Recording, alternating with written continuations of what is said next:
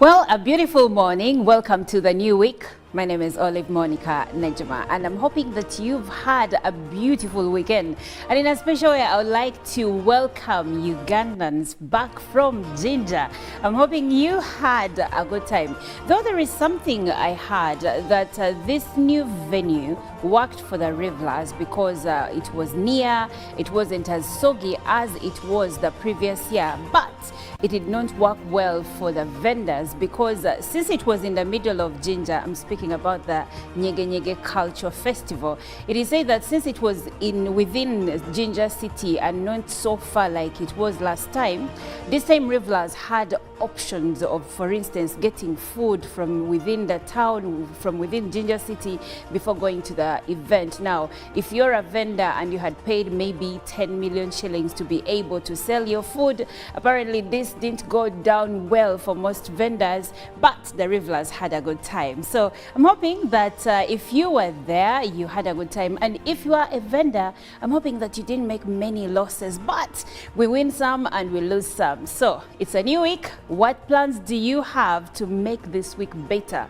than last week? I'm joined by Trouble Robert Nyonyi Internal, Jerome Paul Sonko, and Chantal Oliver Akandinda, and we are here to take you from this moment to 9 a.m. So please do not touch that channel. Good morning, Trouble. A lovely morning to you and of course our viewers. Thank you so much for waking up with us. Welcome back from the weekend. It is a new week and all we know is you have other 5 working days to make things work out. Now for our brothers and sisters that were having a good time over there in Jinja, you know Jinja is a beehive of activity because now also the wedding is coming up. Yes. The royal wedding is also another event there for those that will be invited, but I think also for the entire Soga and the Uganda. But so much happened over the weekend. One thing, Olive, that caught my attention, I went to church over the weekend like I usually do. Now, there's something about dress code.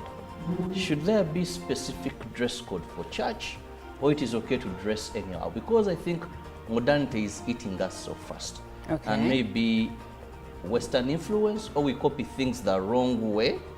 I was shocked by somewhat. There is a group that came in church, and all through I kept asking, please come to church, or they could be misplaced. How were they dressed? Oh, very provocative. Provocative in church? You know, some things are not even supposed to be spelled out. You're going to the house of God. Yes, why do you have to put on something Common so distance, yes, common distance and decorum spells that you show up decent, right? Chirabo, I think you looked and you were like, hey, if in the sound of Muganda mother should be like, banango mwana tukoze chono. Good morning. Good morning, Chantal. Good morning, Olive. How are you? I'm great. How are you? I'm very well. It's a very chilly morning. I was hoping that this week would help us, and it only rains like on Friday. Very unfortunate for me. Why should it even rain on Friday? Well, maybe it shouldn't, but because I have a selfish interest, it shouldn't be raining between now and Thursday. It can rain on Friday if it wants. By Friday, you mean Friday evening? No, during the day, not during evening. the day? Okay. Not evening. Okay. Yeah, it well, is. Good morning, our dearest viewers. Thank you for joining us. It's a brand new week.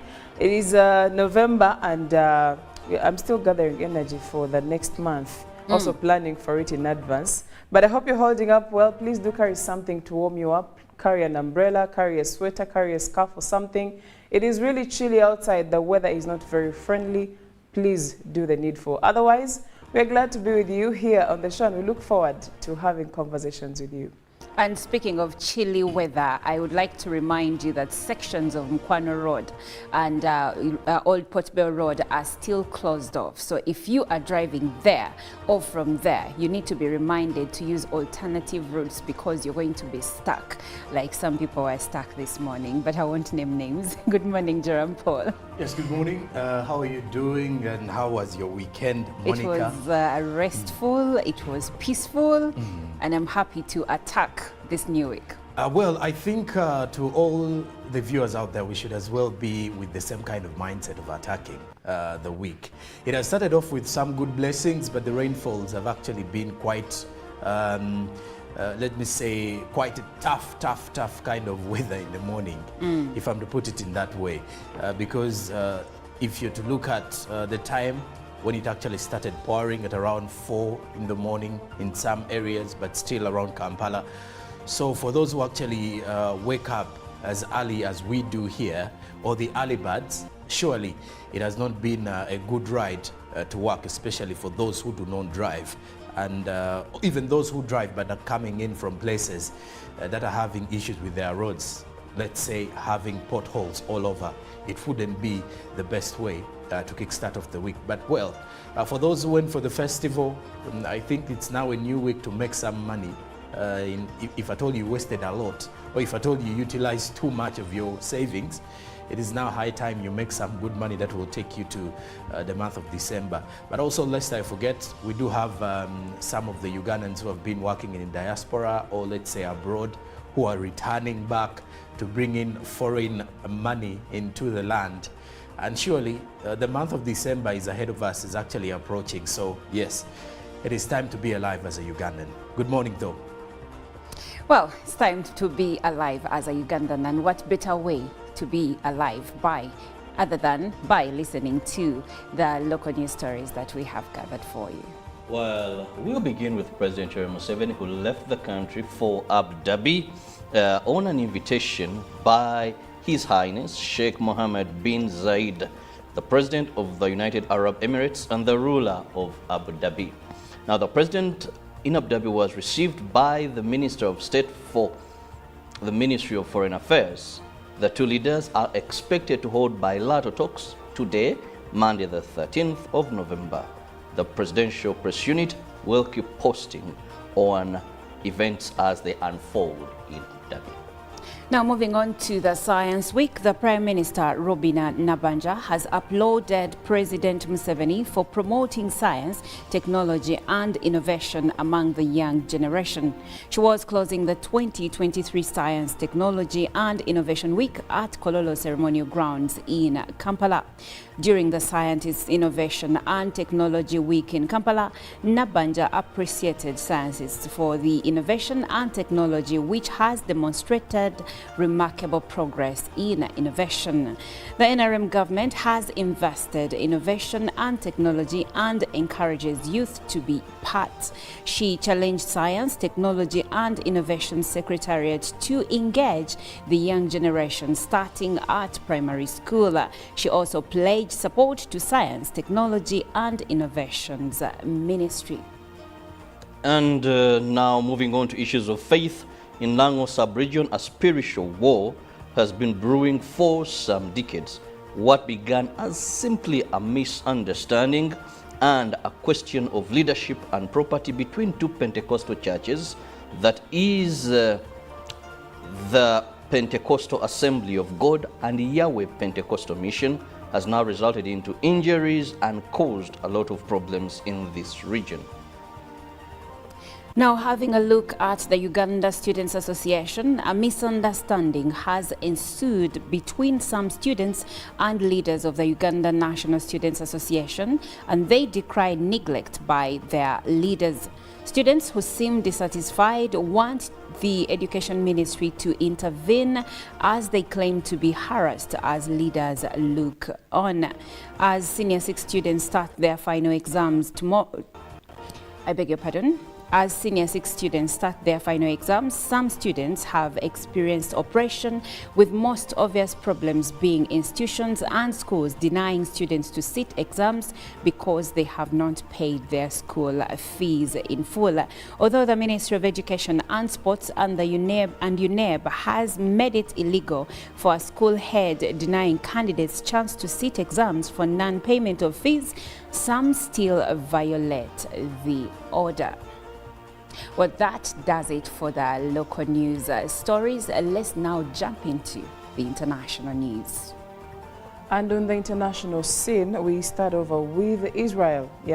World Health Organization Director, that is Director General Tedros Adhanom has warned of a dire and perilous situation in Gaza's hospitals, saying that more patients, including premature babies, are tragically dying.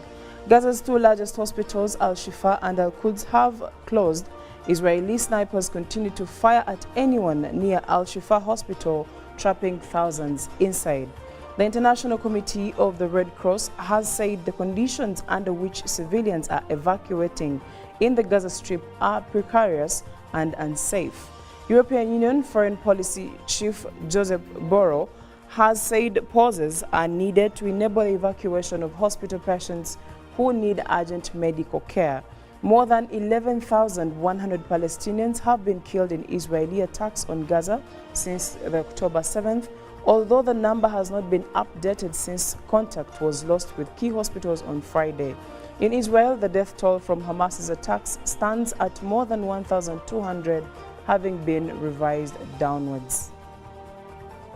Moving on, more than 180,000 people across France, including 100,000 in Paris, marched peacefully yesterday to protest against rising anti-Semitism in the wake of Israelis' ongoing war against Hamas in Gaza.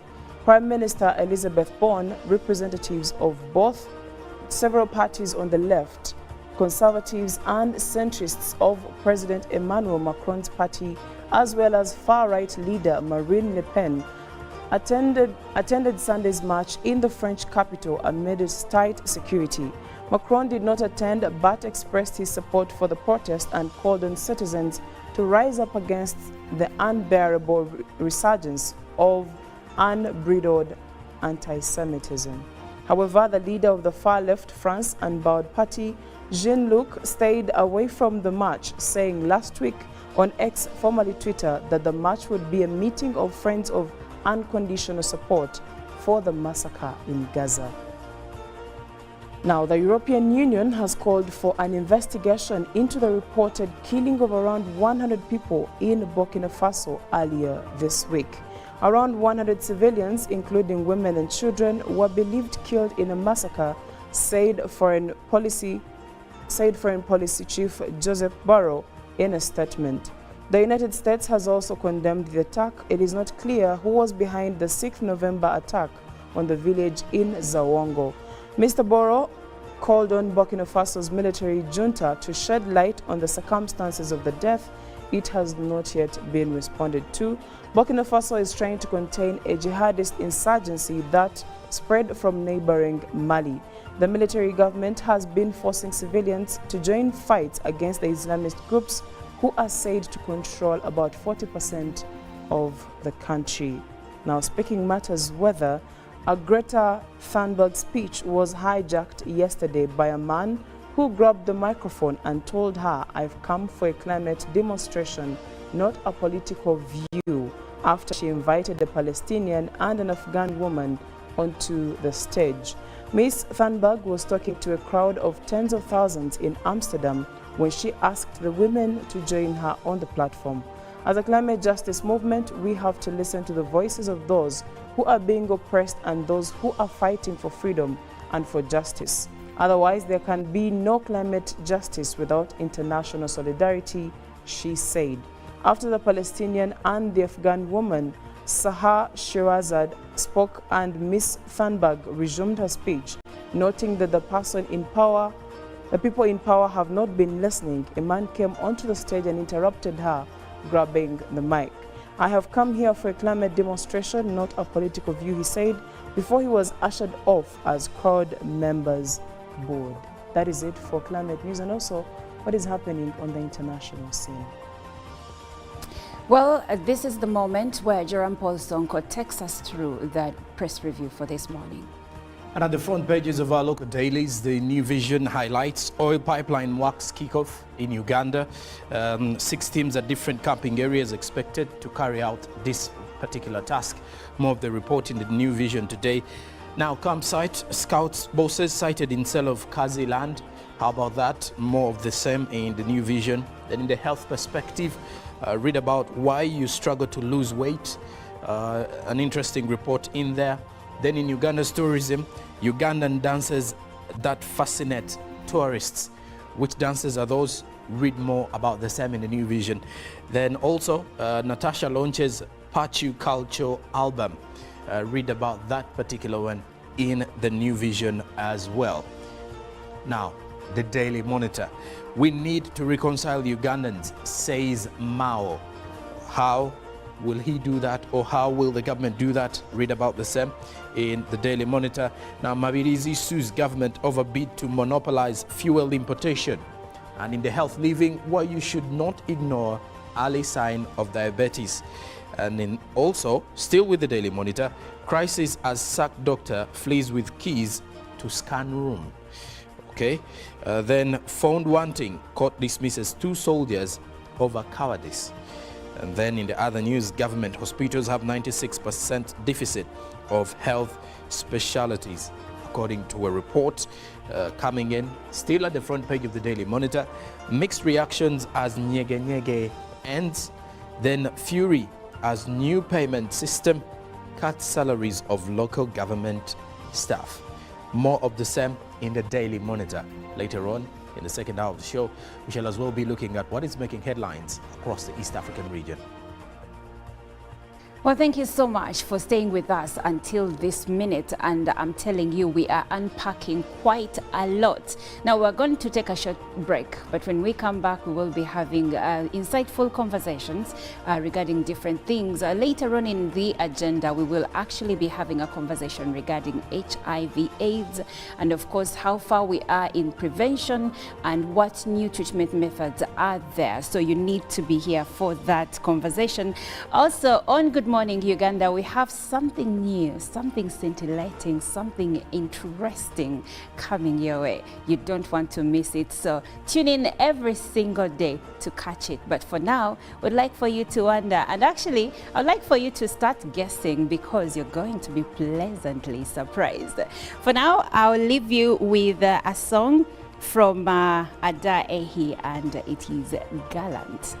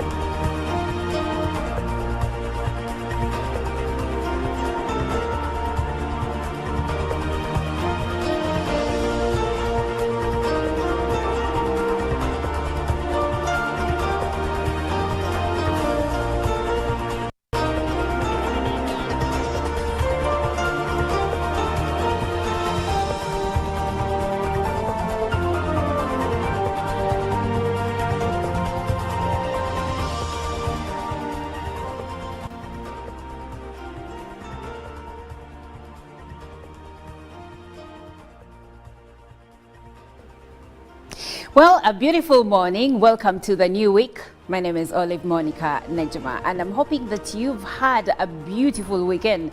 And in a special way, I would like to welcome Ugandans back from Jinja. I'm hoping you had a good time. Though there is something I heard that this new venue worked for the revelers because it was near, it wasn't as soggy as it was the previous year, but it did not work well for the vendors because since it was in the middle of Jinja, I'm speaking about the Nyege Nyege Culture Festival, it is said that since it was within Jinja City and not so far like it was last time, this time revelers had options of, for instance, getting food from within the town, from within Jinja City before going to the event. Now, if you're a vendor and you had paid maybe 10 million shillings to be able to sell your food,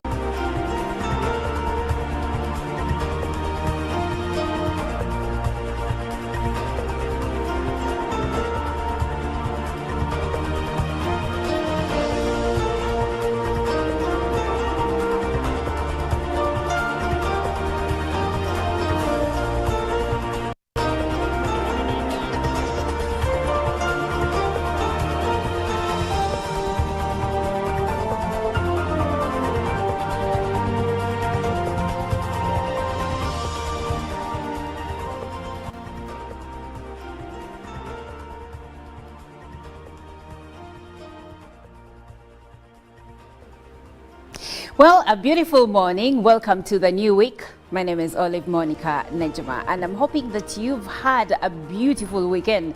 And in a special way, I would like to welcome Ugandans back from Jinja.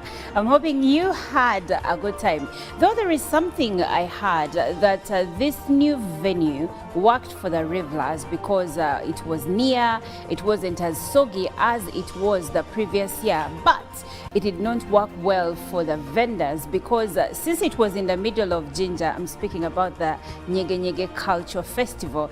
It is said that since it was within Jinja City and not so far like it was last time, this time revelers had options of, for instance, getting food from within the town, from within Jinja City before going to the event. Now, if you're a vendor and you had paid maybe 10 million shillings to be able to sell your food,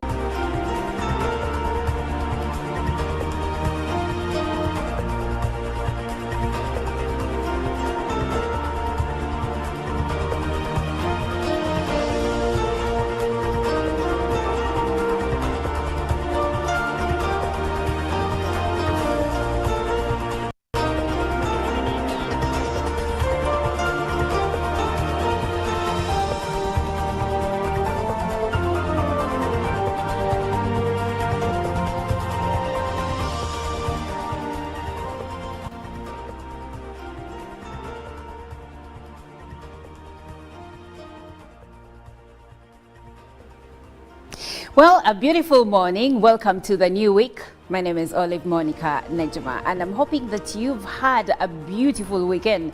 And in a special way, I would like to welcome Ugandans back from Jinja.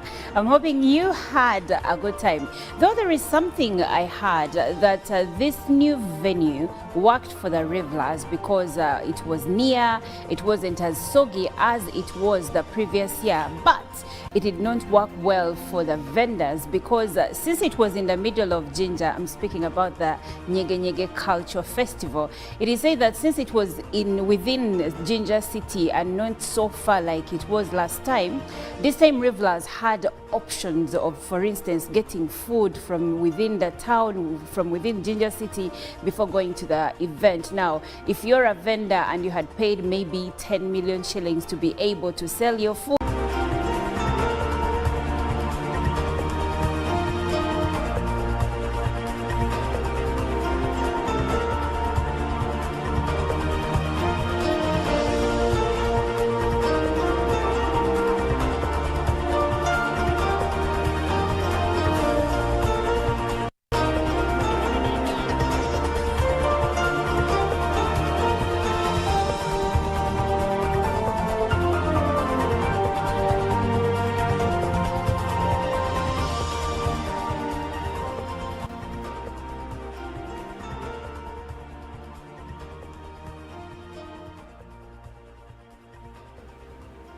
well, a beautiful morning. Welcome to the new week. My name is Olive Monica Nejima, and I'm hoping that you've had a beautiful weekend.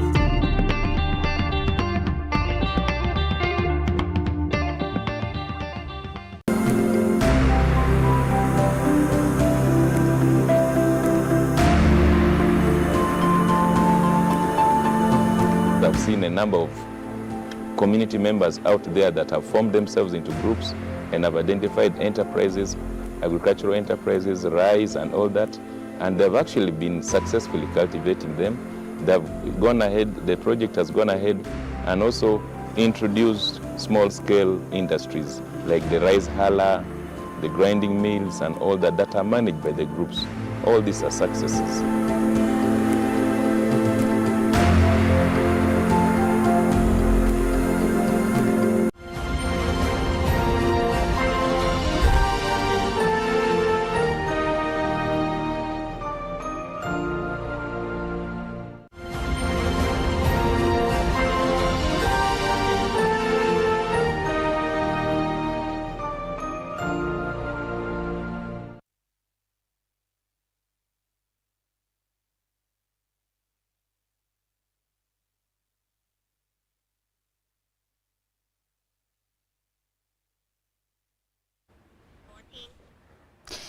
Welcome back to Good Morning Uganda. Thank you so much for keeping it Uganda Broadcasting Corporation. My name is Olive Monica Najima, joined by Chantal, Olive Akandinda, and Jerome Paul Sonko. Welcome to the hour of our news reel. It is 59 minutes past 6, and this is where the insightful conversations begin. Now, today we would like to have a conversation regarding the teenage pregnancy problem in the country. According to activists, they're saying that there needs to be more education regarding teenage pregnancy. Maybe this is the best way we will curb it. They say sexuality education should be key in reducing the pregnancies in the country. And if we are to look at the numbers of teenage pregnancies, it shows that 5 years ago, we were at 25% regarding teenage pregnancies, and we are still in the same place.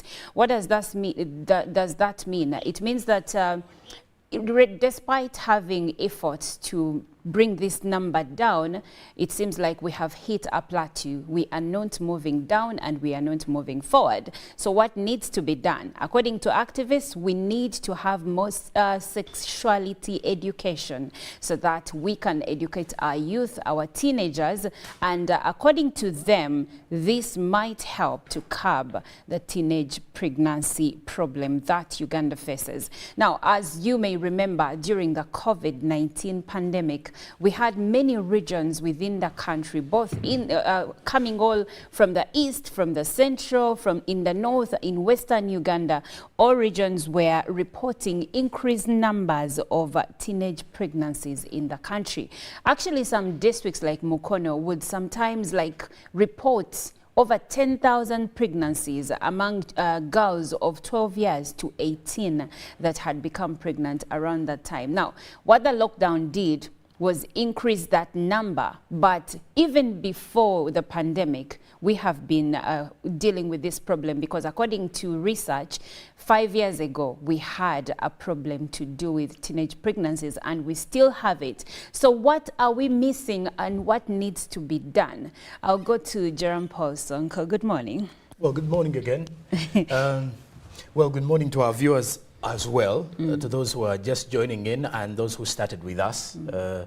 Well, as we talk about sexuality education, I think it is again taking us back to all these conversations of, having sexual education as priority in schools as well.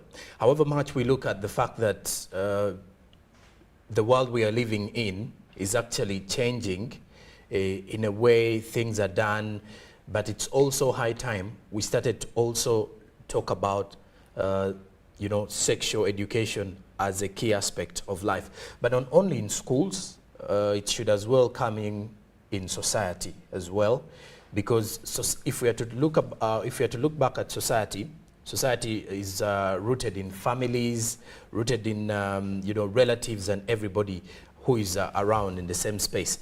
So when we talk about sexuality or the sexuality education, this can be, something that is aimed at giving students or aimed at giving anyone knowledge, about different, let's say, about different values and appropriate health choices in their sexual lives, or when it comes to sexual conversations out there. So if we are to talk about sexuality, or let's say sexual education, if I'm to put it in that way, it is all about helping people try to understand which choices they are going to make. Per se, if a child is actually into their adolescent stage, they may not be in school, but their body is experiencing changes.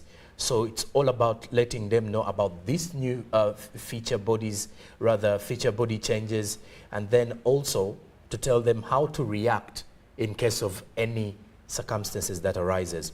So it is something that is a very huge concern in regards to the fact that today we have teenage pregnancies rising, and most of them are rising even in upcountry areas where not only are we seeing young girls getting pregnant, but we are also seeing some parents who are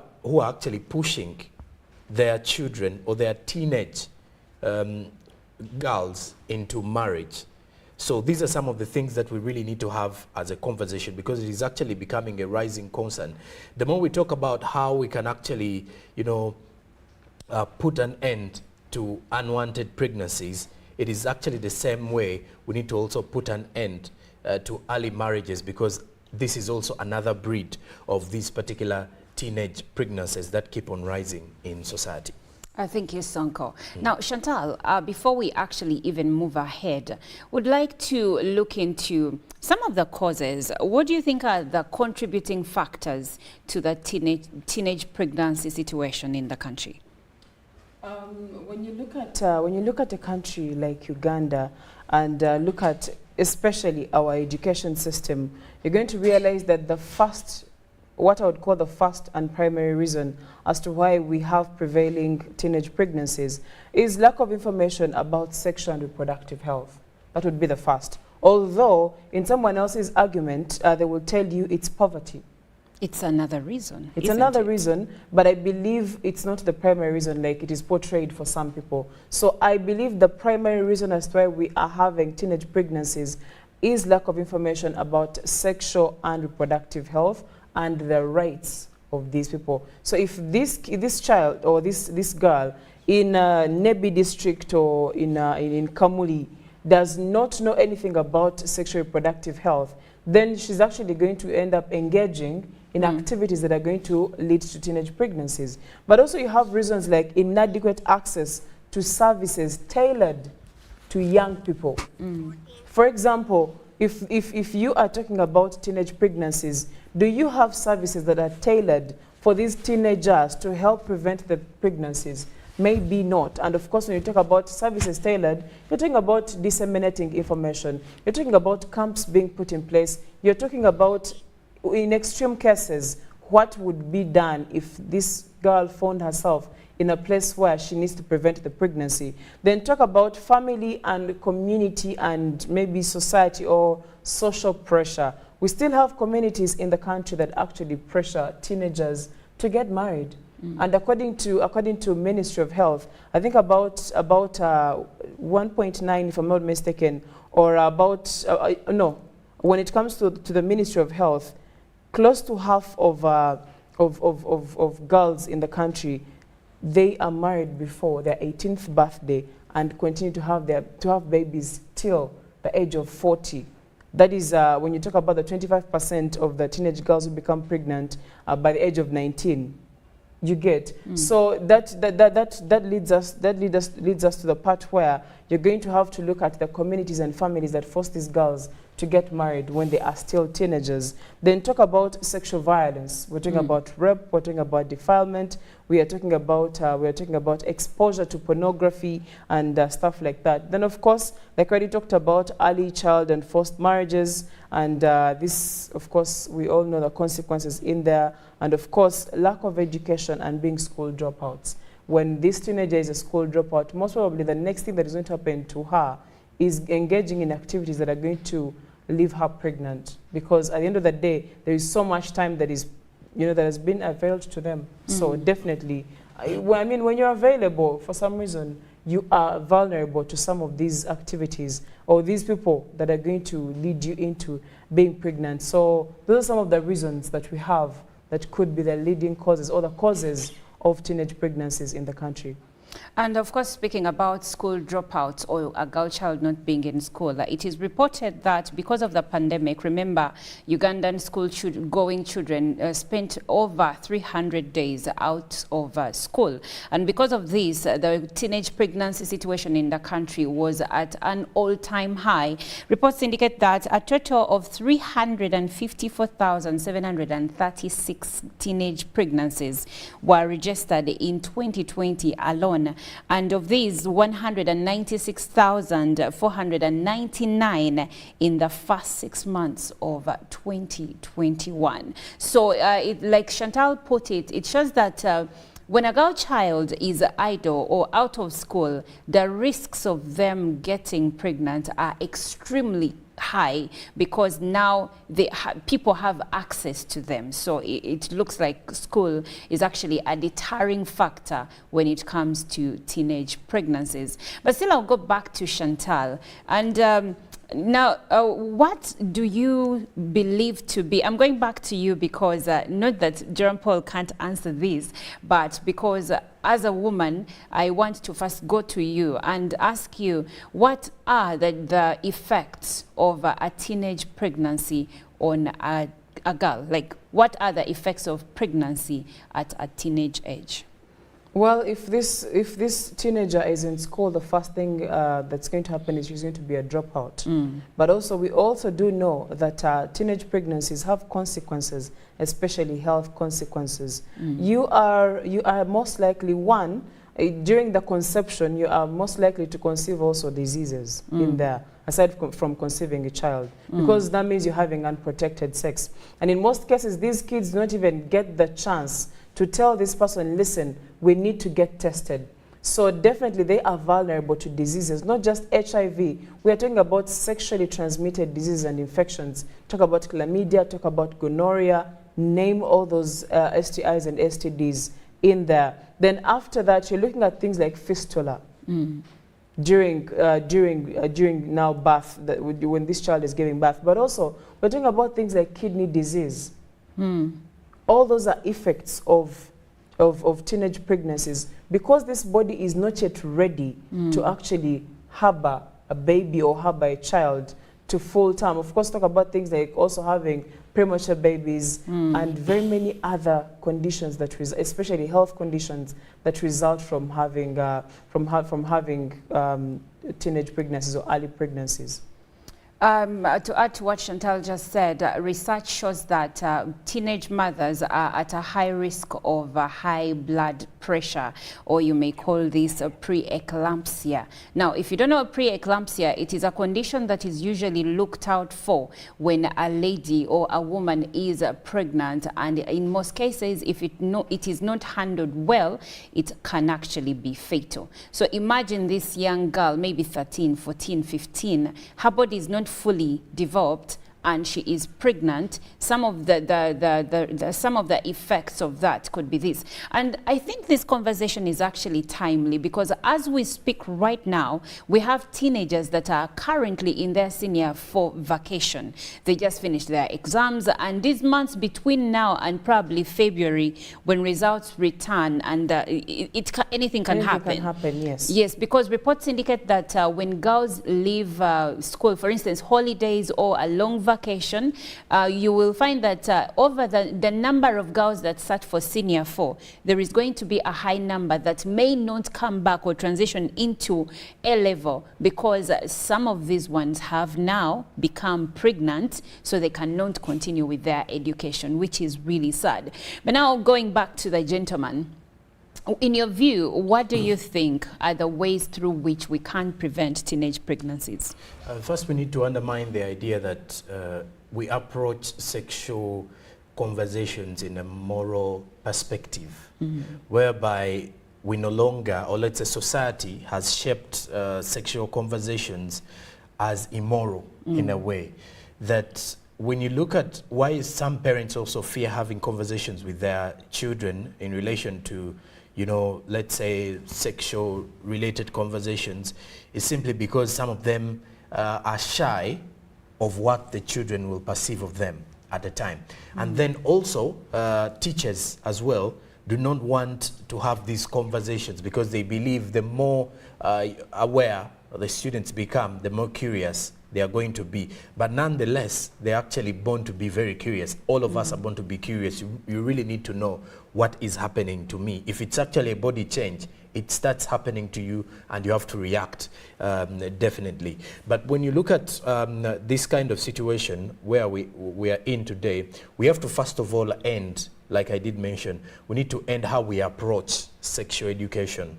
We need to, you know, limit the idea that it's supposed to be the same way it was, because it was a conversation back in the time. If you're to look back in the African traditional society, that was only attached in some cultures. For example, the Uganda culture, or the Baganda culture, whereby you have your auntie and uncles who are supposed to handle different duties. And in most cases, the aunties were actually handling this sexual talk as they were preparing the girl child for marriage. And then the uncles were doing it for the boy child.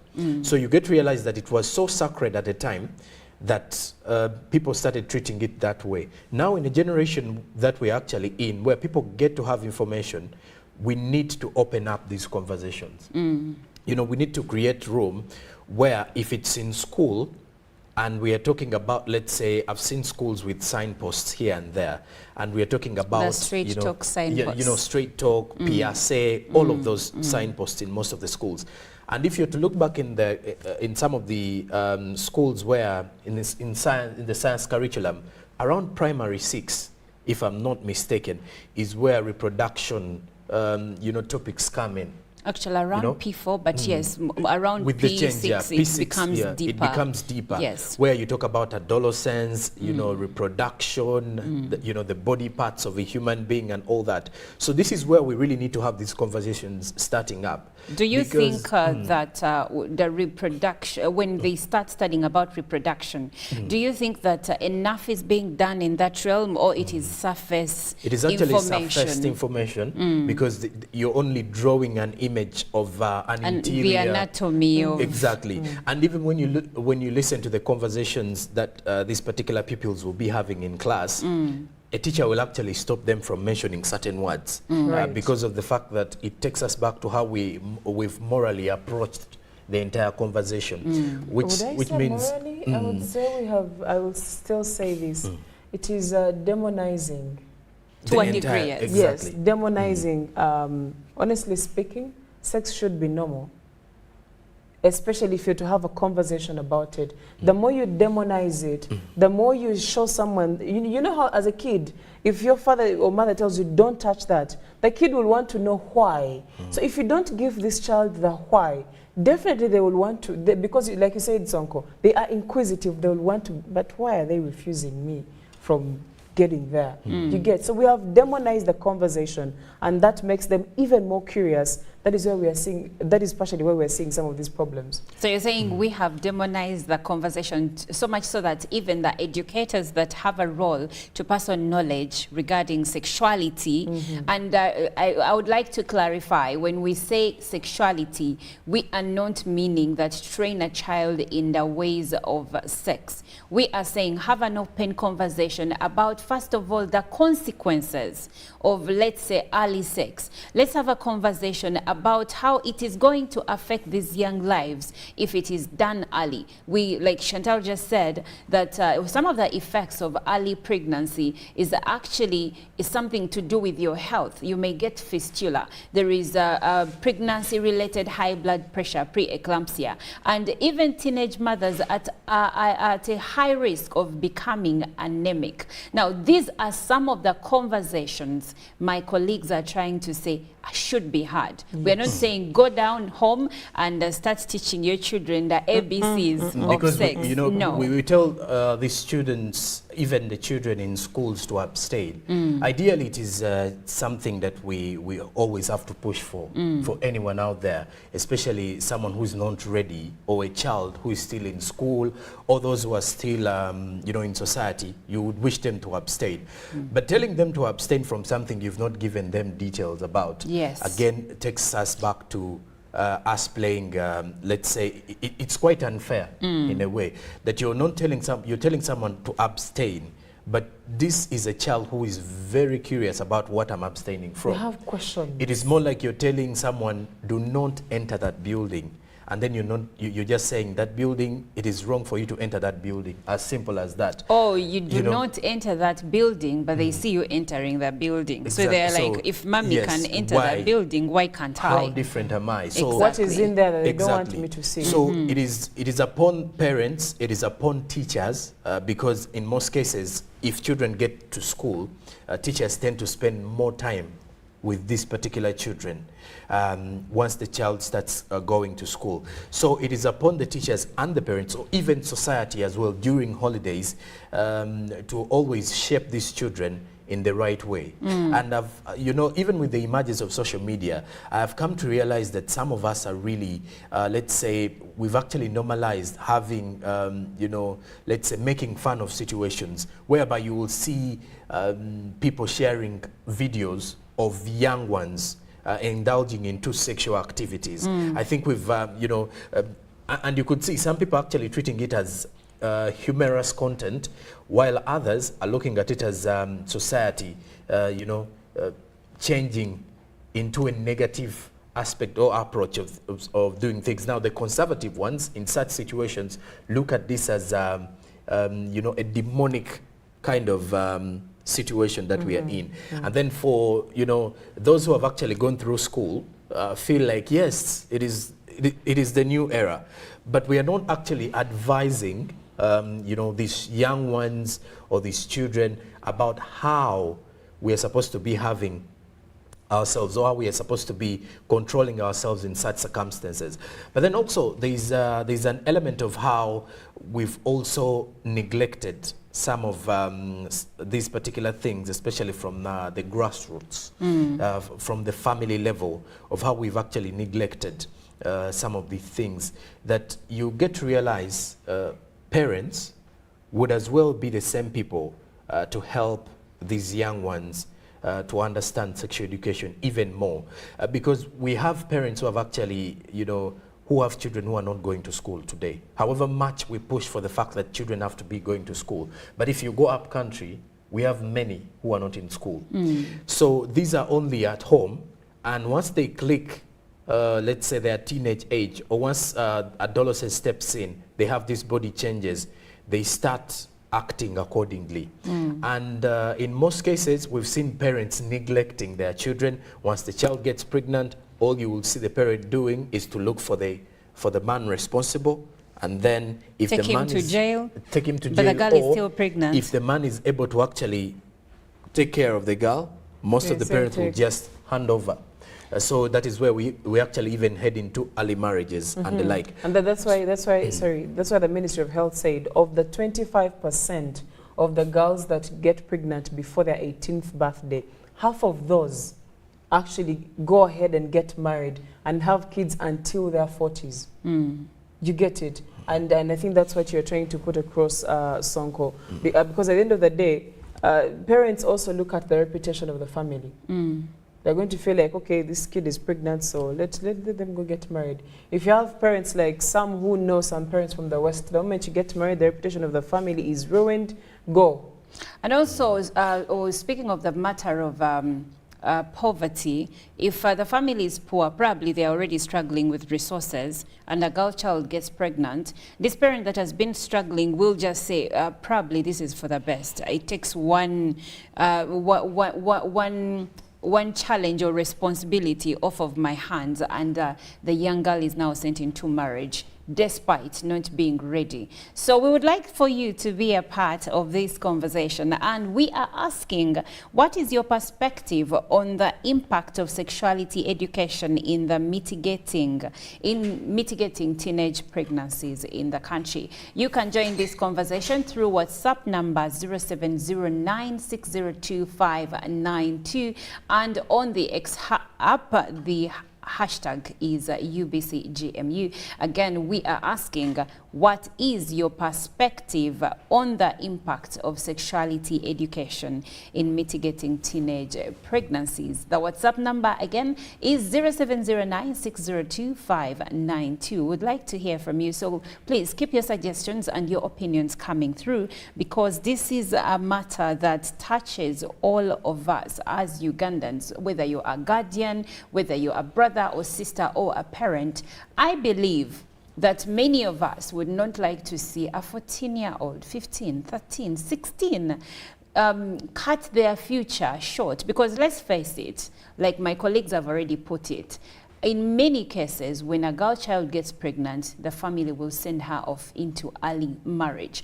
And we know the effects of early marriages onto the lives of girls. Most of them will not get the opportunity to realize their dreams, and this affects the economy or the country and the education system in the long term. But I would like to briefly go back to Chantal before we actually look at some of these effects. And Chantal, again, I would like for you to add your voice onto some of the suggestions that Sonko has given us as a way to curb teenage pregnancies. What are the ways we can actually handle this situation? The first thing I would look at, the truth is, when you look at this issue, where we are now, we cannot do much to stop these kids from actually getting sexually involved. We may not do much. We can have we can educate them, but their curiosity is not going to stop, and we cannot control, or we cannot determine the level of self-control that they will be having. However, some of the things that we can put in place, you're going to talk about things like implementing what we call a comprehensive education system on sexuality and relationships. This is in and out of school. Comprehensive. Then you're going to talk about, for adolescents who are already sexually active, you're going to talk about using effective contraceptives. That is condoms, birth control pills, the patch, vaginal rings, name it. You're going to have that conversation, especially if you are sure, if you know that these kids are already sexually, or these teenagers are already sexually active. And honestly speaking, that would be the biggest part that you'd have to play. Because guess what? I was reading about the national strategy to end child marriage and teenage pregnancies in the country, and I identified very interesting statistics. One, they will tell you 64% of the teenagers in the country have had sex before the age of 18. 64%. Then talk about 34% who are married before the age of 18. But they're also saying 1 out of 5 women in Uganda engage in sexual activity before the age of 15. So you realize that the age at which these girls become sexually active is really low, 15 years. And that is just on average. You never know, someone at 13, someone at 14 is already sexually active. So because we may not have control over some of these things, especially when they're at school, we can have these conversations, try as much as possible to educate them on the consequences. But for us, if we're to center the conversation on avoiding teenage pregnancies, you are going to have to introduce some of those methods that are already being used, for lack of a better way to put it, by their mothers. Well, their mothers are women. And but at this point, that's the only option that would be left. And I remember still around here, we had a conversation, something related, but this was about the introduction of contraceptives for young people. And Parliament was suggesting this, but many people reacted in the negative, saying that making this easy, making it okay for young women or teenagers to access contraceptives would mean that we are freely telling our teenagers to go and engage in sexual activities. Do you believe that the people who have that argument are onto something? Think about it like this. Still, the statistics I have, 20% of the teenage pregnancies contribute, teenage pregnancies contribute 20% of infant deaths. Now we're talking about mortality rate, infant mortality rate, 20%. Then you are talking about maternal deaths. Teenage pregnancies contribute 28%. So let's weigh, of the two are not good. Teenage pregnancies are not good, but also introducing contraceptives may not be good. But of the two, which one outweighs the other? We have to put them on the scale. Do we go for the deaths and allow the deaths to continue? Or we actually put the measures in place? Once you realize that your teenager is sexually active, what do you do? Because you may not be able to stop them from engaging sexually. And we also need to take to remember that the contributing factors, one of them that we didn't mention is social media. Very true. It is the new cancer. Very true. And as of now, many of the students actually, or let's say many of the young ones are getting access to social media quite easier than it was in our time, or let's say maybe in our time it wasn't so much of the same thing. We didn't have it. Okay, in my time, Yeah, we didn't in your have time it. you didn't have it, but today Yeah. you look at the fact that even in kindergarten, a child already has access. Most of, let's They say have a those, gadget. they have a gadget. So, and if you have a gadget with you, a smart gadget, it means you have access to a social media application. It may not be TikTok, it may be a Facebook, it may be Instagram, it may be Twitter. Once you have some passwords or logins, you're good to go.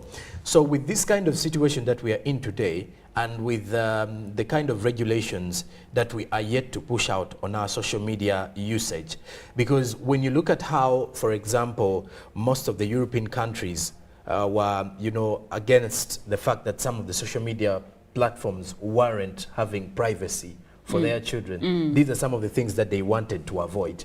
Now, with us, when you look at the fact that we do not have we do not have anybody that is regulating. Okay, we do have a body that is regulating the content, but we do not have anyone who is stopping this content from being supplied in any way.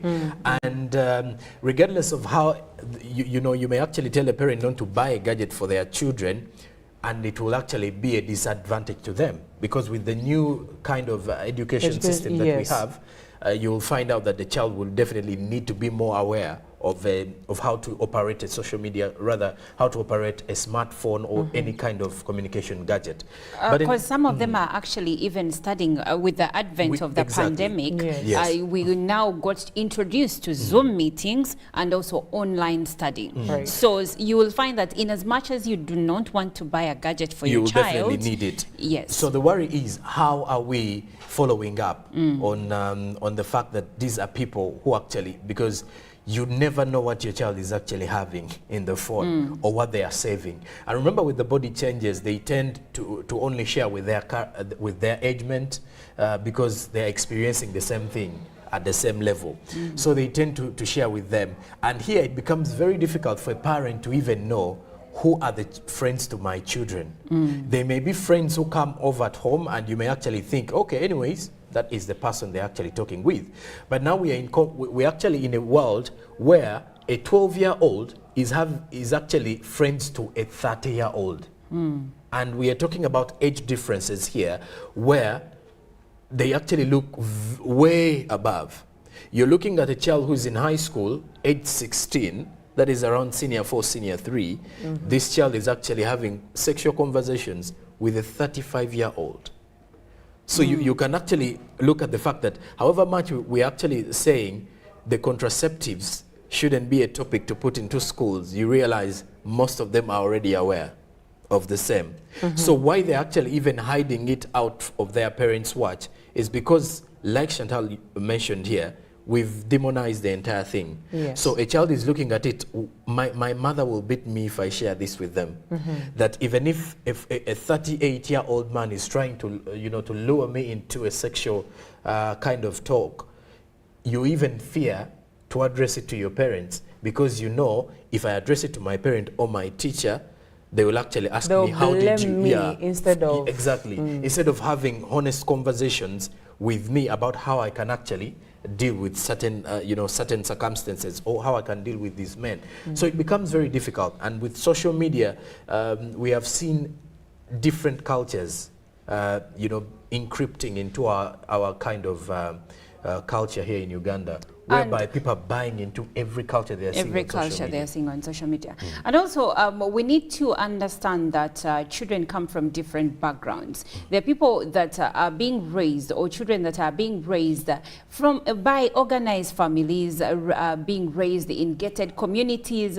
And then there is someone that maybe is coming from a slum, has grown up on the street. So you cannot have solutions for these different teenagers. Like, you cannot have the same one size fits all kind of solution. Yes, because some of them, for instance, a teenager in the slum or a teenager on the street may have been sexually harassed, molested, maybe at the age of 9, and so because of that they have been engaging sexually for years. So what do you do in that case? Do you tell them to abstain, or do you suggest contraceptives? Do you suggest condoms? Because they're already having the sex. You know, when you talk about a comprehensive kind of education when it comes to sexuality education, you're going to also look at, like you said, you can't have a one-size-fits-all. Yes. You're going to have to structure, it has to be comprehensive, structure it according to the different categories and groups that we have. One, you realize that this child is already affected mentally. Just because they are already used to it now does not mean that mentally they are okay or they're in a good place. You never know they are into that place because of what they were introduced to. They're used to the trauma. They don't even know their rights. They don't at that point. So that's when you go back down to how have we structured the sexuality education conversation. You're going to have groups. Yes. That say if you've been defiled before or raped before, this is maybe a program that we've designed for this category. If you have never, or this child has never, this is the kind of content, or this is the kind of maybe manual we're going to flow to teach these teenagers. But also, my question is, these people, especially the older ones who get involved with the teenagers, do they also lack sexuality education? Of course not. It is a matter of taking advantage of people because, for one, they don't know their rights, because they're vulnerable is the best way to put it. Because if we are to look at the HIV infection numbers right now in the country, it is reported, for instance, for the case of Mbara district, that majority of them are between teenagers and older men. So these men are taking advantage of the vulnerability of these teenage girls. We will have conversations of, oh, girls want money, girls want this, but you're older. Why are you doing this? So what reasons do you have for doing this? Okay, so I would like to delve into the comments from some of our viewers, but still, as I do that, I would like my colleagues to think about some of the ways where we have gone wrong in countering teenage pregnancy and how best we can approach these ways going forward. I have a few views coming through, and the first one is from Fred. And he says there is a breakdown in the family system. We need to go back to the roles of elders in homes, in upbringing of children. It has nothing to do with poverty. Mindset change is needed with all community approach, leaving no one behind. That is Fred. And this one is Anthony from Ginger. He says the biggest factor blocking sexuality education is ignorance. He says, and that is in caps, he says parents, guardians, and communities need to be educated on how to go about it. People think that talking about sex with a child, you're actually activating the sexual drive in them, but this is not the truth.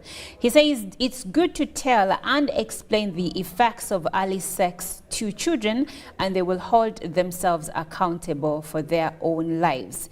Too much cyber freedom is also very bad for children.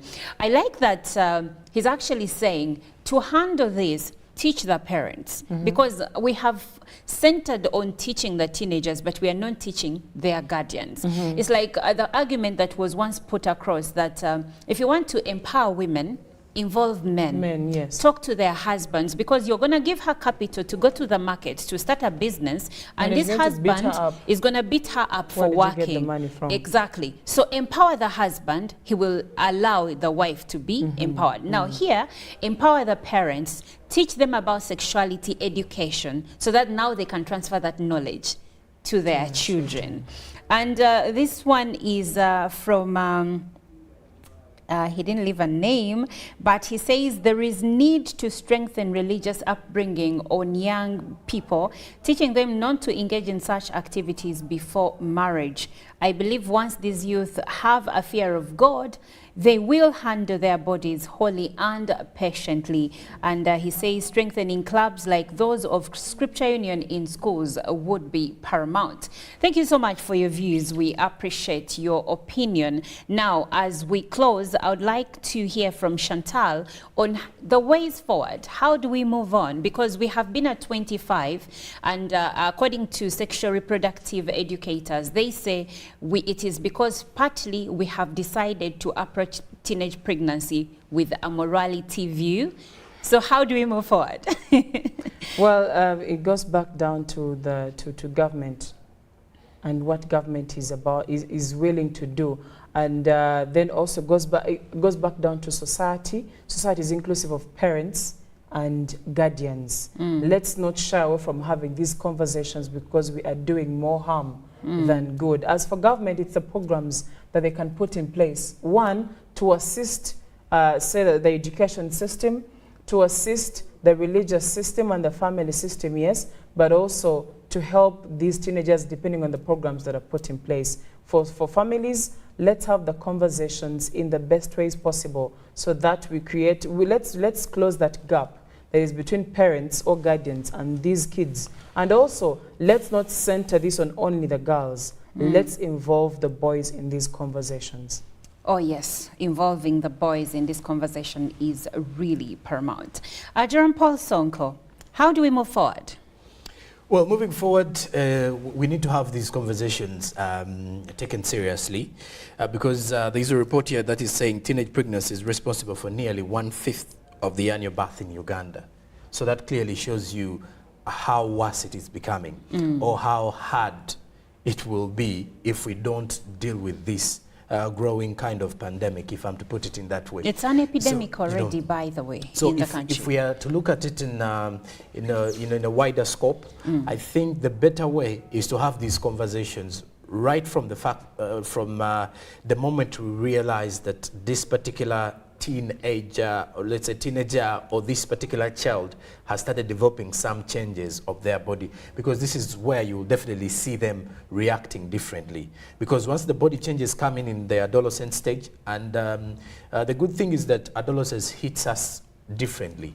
At times it comes in when someone is a little younger. Then there are those who actually get into adolescence at quite a later stage, or let's say around 14 years. But some other people actually get into adolescence at around 11, 12, and the like. So it is, if we are to look at this is where we need to have these conversations, especially if a girl child is actually going through a first menstrual, seasons and the like. You need to get into telling them how to deal with their body as well. And then also looking at the body changes of the boy child and how he reacts towards the opposite sex and the like. We need to have them together. We need to make them comfortable to share their changes to us, to the parents, and as well as the teachers as well. Thank you so much, Jerome Paul and Chantal Olive Kandinda, for your views. Now, I end with a comment from Council Manyindo Joseph, and he says, it's good to train both a girl and a boy child to be loyal before the kingdom of God. So basically what he's saying is that when boys and girls, if they have been instilled with the fear of God, there are things that they won't do. They will keep themselves pure. But you also need to remember that not all families are religious. So for the families that are not religious, we also need those solutions. It's good to, if you're Christian, yield the children into the Christian ways. If you're Muslim, yield them into the Muslim ways. And if you're not, still to have these open conversations with your children. It's going to help curb so much pressure in future in terms of teenage pregnancies. Thank you so much for being a part of this conversation. But like we said at the beginning of this show, something new, something beautiful, something amazing, and you will only find it here at Good Morning Uganda. You want to find out? Keep watching.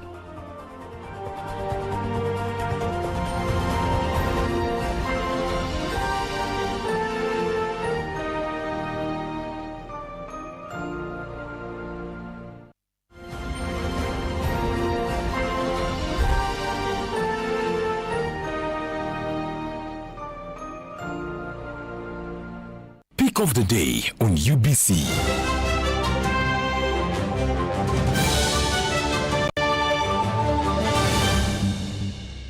was brought to you by MTN Momo Pay is the easy way to pay. Dial *165*3# or use the MTN Momo app. You don't need cash. MTN Momo Pay is safe and free.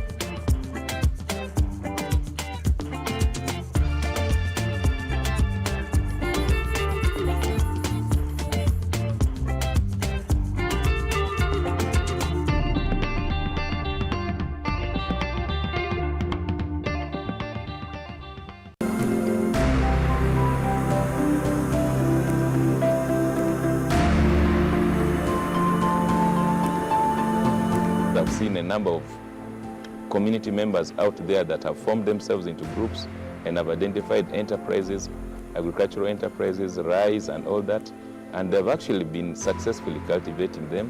They've gone ahead, the project has gone ahead and also introduced small-scale industries like the rice huller, the grinding mills and all that that are managed by the groups. All these are successes.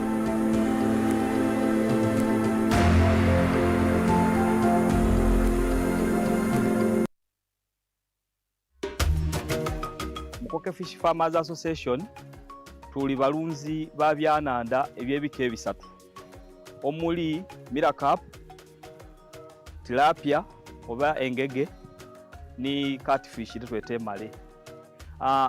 Group eno twatandika twali abantu basatu nga tulingirira obwetaavu obwebyenanda obw'obwiva eno okubona nti tufuna okasente akava mu maadi agali gatambula butambule nga gatubita ku wano ng'ekirabo.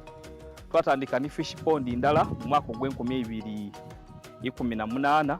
Twebaza fisheries officer ni district ya Bugiri babanga batulagirira ku Sani Fish Farm ebwikwe inside day ndeyo twabanga tusobola okufuna kwetusaako obugege obwasooka era mu mwaka ogwali 2020 awo basobola okubanga batuwaayo ebyenanda emitwalo $40 okuva mu operation werese creation era okuba yongereza ku emmere yatuweebwa okuva Uganda Poultry Breeders.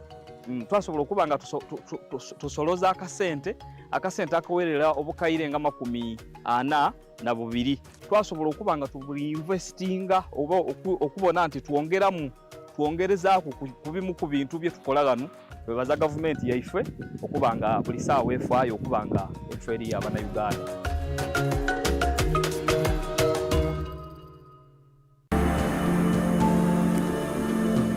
City market lies in 4 acres of land with a population of about 4,000 registered market vendors who are doing business in this facility.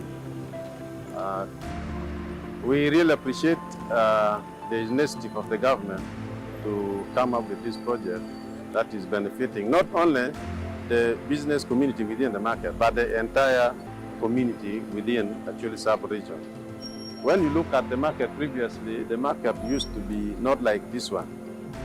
With the market vendors, they used to sell under papyrus reeds. And we used also to ferry our goods, come and sell, then you take it in the stores or elsewhere. But now, due to this infrastructural development, the vendors now, they are able now to sell, cover your goods, leave it there, and you come and get it the next day when it is safe. The safety of our goods and the convenience of doing business has improved greatly. That makes the local community very, very, very happy when they are doing business in the market now. I want to appeal to my fellow vendors and the community, about the entire Chile sub-region, that we need to embrace and support the government so that they continue also bringing us more development in our region.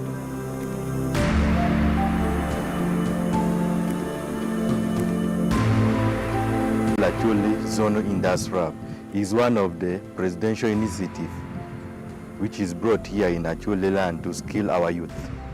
The skilling is free of charge. What you really need, you have to be within the age of 18 to 35. They don't need any requirements apart from being willing. You have to be willing, and a youth who is willing to get the skills. Students from 10 administrative units of Achole. These students, they recruited them from different districts within the Achole to bring them into an economy. We shall really fight poverty in that way.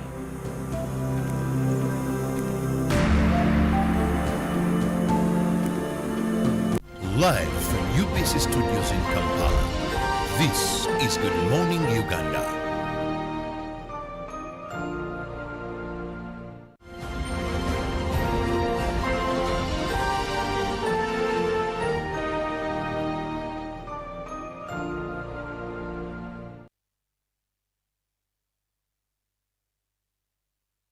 Hello there, good morning again. And we as the team UBC Good Morning Uganda that you are watching, and you decided to wake up with us this very morning. It's a cold Monday morning, and when you look at the fact that it's a new week, well, it gives you more opportunities to ideally engage into more business activities that happen. I'm Joram Paul Sonko. But just before we get into business updates of the day or of this particular morning, you are reminded that we are bringing you something interesting, something informative here on the show. So keep your eyes glued on UBC Good Morning Uganda, because very soon we are definitely bringing to you a brand new segment that will definitely be here to give you more information and as well give you more enlightenment about Uganda. Well, of course, as we are here to inspire you every single day. But that aside, let's get into the business update this morning as we kick it off with the Uganda Local Government Association that has embarked on legal action campaign to redress the unresolved salary discrepancies and discrimination in local government. Now, the action is to seek legal redress following the delays by government to resolve their issues that arose from breach of terms of services following the installation of the automated human capital management system. Now, besides that, in 2021, the Ministry of Public Service came up with the human capital management system to automate all human resource functions, as well as integrate them with the integrated financial management system, the program budgeting system, national identification system, and the payroll deductions management system. The intention was to facilitate efficient and effective public service performance for the national development. Now, the auto-grading system led to salary cuts of mainly cold chain technicians and planners on basis of classification. In the long run, this has left many workers under the local governments experiencing, although those who are actually initially employed as scientists now are placed on lower salaries like those of social workers. So in the same space, you get to realize that those who actually who are hired for science-related issues or services, they feel it is quite unfair for them to earn the same as those who are social workers. So this is where some of this particular issue is coming in, and of course looking at the issue to do with salary discrepancies in government offices as well. So under the umbrella body, the Uganda Local Government Association, they've actually embarked on a legal action to make sure that they sue government on the same matter until government works on their issues. Well, we shall definitely wait to see what the rulings will be or what government's answer to the same campaign will be. Now, still in the world of business, we now talk about nations that are heading to Nairobi to negotiate terms of plastics treaty as well. Now, when you look at the fact that the latest negotiations towards a global treaty to combat plastic pollution open in Nairobi today, These particular negotiations are kicking off this week, and they are open today in Nairobi, with tensions expected as nations tussle over what should be included in the pact. Now, some 175 countries agreed last year to conclude that by 2025, a UN treaty to combat the plastic blighting oceans, floating in the atmosphere, and infiltrating the bodies of animals and humans. While there is a broad consensus of a treaty that is greatly needed, there are very different opinions about what should be in this particular treaty. So the negotiators are meeting this particular week from the 13th to the 19th as the talks to consider a draft text of the treaty published in September and the policy options it contains. So around 60 so-called high ambition nations have called for binding rules to reduce the use and production of plastic, which is made of fossil fuels, a measure supported by many environment groups. And as a matter of fact, this is as well as a way or a tactic of putting and of addressing the matters to do with climate change. Well, now that is it for our business updates this morning.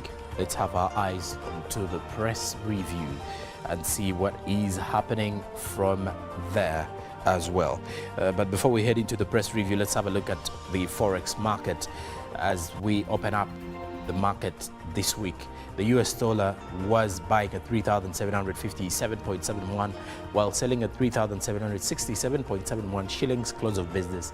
That is by opening on Friday. Then closing, it was at 3,761.34 for those who are buying, while selling at 3,771.54. The Great Britain pound was buying at 4,598.10 rather, while selling at 4,610.33 shillings. The euro was buying at 4,013.18 while selling at 4,023.85. The Kenyan shilling, on the other hand, was buying at 24.79 shillings while selling at 24.86 shillings. The Tanzanian shilling was buying at 1.30 while selling at 1.30 shillings. The South African rand was buying at 201.58 while selling at 202.11 shillings. All right, now we talk matters press review this morning. The new vision in Uganda with the headline, Oil Pipeline Works Kickoff in Uganda. And of course, with the same 6 teams at different camping sites, the camping areas expected to carry out this particular task. In the other news, Natasha launches the Pachu Culture album. Then there are various jobs and different tenders for the job seekers. Now, besides that, campsite scouts bosses cited in sale of Kazi land as in the health perspective, why you struggle to lose weight. Then tourism, Ugandan dances that fascinate the tourists. Which dances are those? Pick it up with the new vision today. The Daily Monitor, we need to reconcile Ugandans, says Norbert Mao. As then a pictorial of 2 soldiers who were dismissed by court over cowardice. The court says they are found wanting. Now, lawyer Mabirizi sues government over bid to monopolize fuel importation. As crisis kicks off, as sack doctor flees with keys to the scan room, then mixed reactions as Nyege Nyege ends. In the other news, government hospitals have 96% deficit of health specialists, according to a new report. Elsewhere, we cross the borders to Kenya with the Daily Nation. The headline on the Daily Nation says the return of Raila in the politics report. Then also, Ruto leads the country in national tree planting drive as send free learning funds early. School heads now demand government for more action as detectives arrest 4 suspects over 94 million Kenyan shillings cash in transit haste. That is what is happening in our press review this morning. It is now time for the traffic updates with Chantal Olive Akandinda. Thank you, Jerome Paul. Well, right now I am standing at the Nambole roundabout and I'm trying to make my way to town. If you are using the same route or you have plans to use the same route or you know someone planning to use the same route, I do suggest that you do pay attention because being a Monday morning, you know how it goes, especially even after the rains. Now, Nambala roundabout is where we are, and as you can see, you are free to move if you're trying to get to town and you're getting onto the Kampala-Jinja highway. Coming to town, you are free to move until you reach the junction that is going to the junction that takes you to, that has the Equity Bank Chirika branch. You will find a little bit of jam right there. And also, when you are approaching Chirika stage, taxi stage, there is smooth flow. There is traffic, but a smooth flow, and you're going all the way until you reach Chirika Shopping Center. Still, there is slow movement of traffic. The traffic, there is traffic, but it's moving. But after that, you are free to actually move until you reach Chirika Farmers Market, that has a bit of a hold up. As you can see, the orange line shows you that when you are approaching town, there is a little bit of jam in there. But all the way after that, I am going to, when still on the Kampala-Jinja highway, you are free to move. There is no traffic until you reach Petro Banda. That is where you'll find a little bit of a hold up. Traffic tends to slow down, and also as you are approaching Banda Close, still traffic tends to slow down. Also, the same area has Banda Taxi Stage. Traffic slows down, but after that, you are free to move, and you are moving all the way without any hold-ups as you are trying to get to town until you reach Shell, that is near the UNRA Chambogo offices. Around there is actually too much traffic on that road as you are trying to get to town. Chambogo Road seems to be free, but as you connect to the Kampala-Jinja highway, there is a lot of traffic on that junction, and this traffic goes still on the Kampala-Jinja highway, goes all the way. As you can see, there is traffic until you reach the junction that has Spear Motors, or the one that is usually referred to as the Spear Road, that junction. Still, there is a lot of jam until you reach that junction. Now, when you are going to Nakawa-Jinja Road, you will find that you just have a bit of hold-ups, but traffic tends to move slowly. Also, if you're trying to get to Ntinda using through Ntinda Road, you're actually okay. If you are going, you're okay to go. But if you're trying to get to the junction, yes, you are headed for some jam on there. Still proceeding onto the Kampala-Jinja highway, traffic moves, but also at a particular point when you reach Kaget taxi stage, as you are approaching, you will find that there is slow traffic on there, and this goes all the way if you are trying to get to town. If you're trying to get to Nakawa, right now I'm looking at Stanbic Bank ATM of Nakawa. There is slow traffic. Also Shell Nakawa, there is slow traffic until you reach the traffic lights that take you to the New Port Bay Road. You'll realize that also that place has traffic. As you're trying to get to the New Port Bay Road, there is too much traffic and gets a bit of hold-ups and loosens a bit. But as you proceed, you will realize as you're approaching the MOOBS main gate that there is a lot of traffic on that road, and that could probably also be related to the constructions or the works that are taking place on that road. But when we stay on the Nakawa Road, on the Kampala-Jinja highway, there is a lot of traffic until you reach the downer lights, the Nakawa traffic lights, and on those lights you will realize that after that you are free to move. But also that still you will find a little bit of hold-ups in front as you are trying to make your way to town. So if you're trying to use the Kampala-Jinja highway, after that there is a lot of traffic as you are trying to get to town. Still on the Kampala-Jinja highway, if you know BAT or British American Tobacco, that area is mad with a lot of jam until you reach the Airtel Tower clock.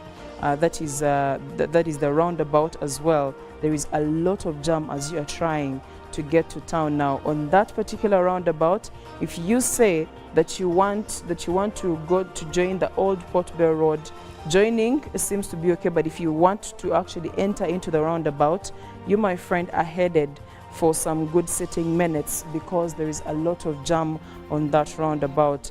And of course, as you get to town, I'm looking at UMI, the stretch of Ginger Road that has UMI has a lot of jam as you are trying to get to town. If you are coming from Yusufulule Road, trying to join the Ginger Road, trying to join the Ginger Road junction, you will find a lot of jam on that junction as you're trying to get to town. However, when you try to proceed to get to town after that junction, just down here, you'll realize that there is no traffic at all, so you'll be okay to move. So if you have an alternative route, not Yusufulule Road, you will be in position to move smoothly. Well, that is it for the traffic updates. If you are coming from Chireka, Banda, Nakawa, trying to get to town, that is how traffic looks on there.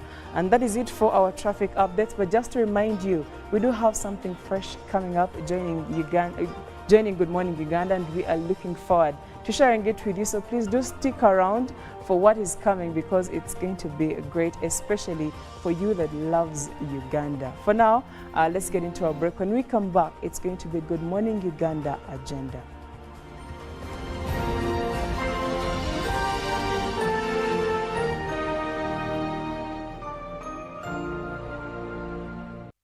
Live from UBC Studios in Kampala, this is Good Morning Uganda. Pick of the day on UBC.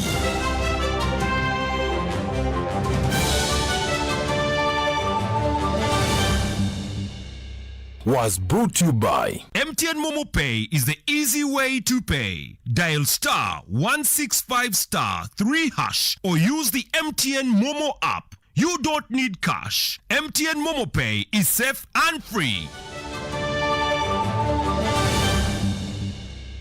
African Airline Association, in conjunction with Uganda Airlines, presents the 55th AFRA Annual General Assembly between the 19th and 21st November 2023 at Speak Resort Hotel, Munyonyo, in the heart of Uganda, the Pearl of Africa.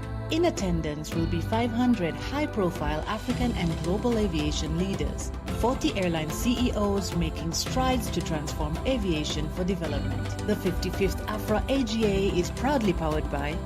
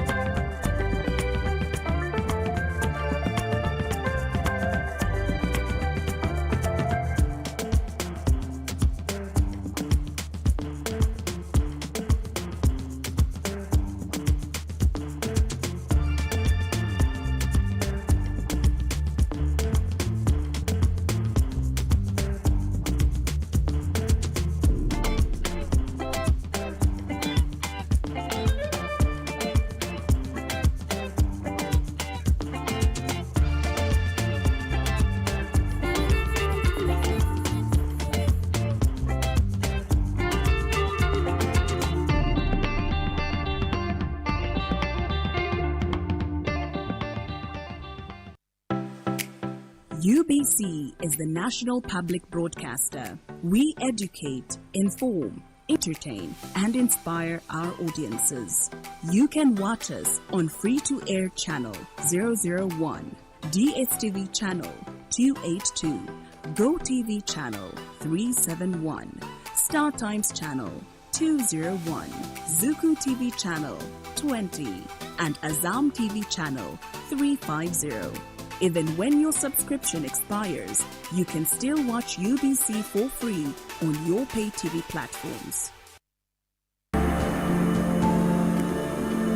Ulu City Market lies in 4 acres of land with a population of about 4,000 registered market vendors who are doing business in this facility. We really appreciate the initiative of the government to come up with this project that is benefiting not only the business community within the market, but the entire community within actually sub-region. when you look at the market previously, the market used to be not like this one. With the market vendors, they used to sell under papyrus reeds. And we used also to ferry our goods, come and sell, then you take it in the stores or elsewhere.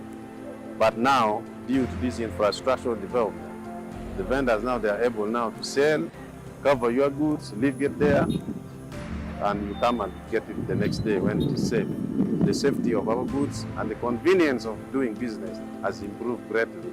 That makes the local community very, very, very happy when they are doing business in the market now. I want to appeal to my fellow vendors and the community, of the entire Chile sub-region, that we need to embrace and support the government so that they continue also bringing us more development in our region.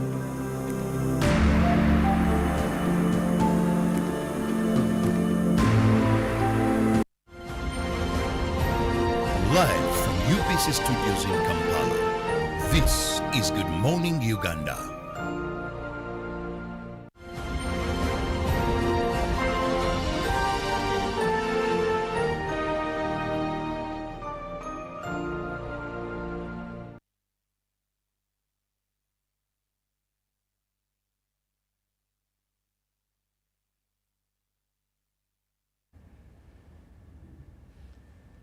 Well, a beautiful morning to you, our viewers. Thank you so much for keeping it Good Morning Uganda. We start at 6:30 every morning to 9 a.m. So if you're just joining us, welcome. You've missed some a bit, but you can catch it on YouTube. And speaking of what you've missed, there is something you haven't yet missed. We have something new, something beautiful, something amazing that is coming your way. And the only way to find out what it is by keeping it UBC television and of course watching Good Morning Uganda every single morning from 6:30 to 9 a.m. We will be unfolding, we will be bringing you something amazing.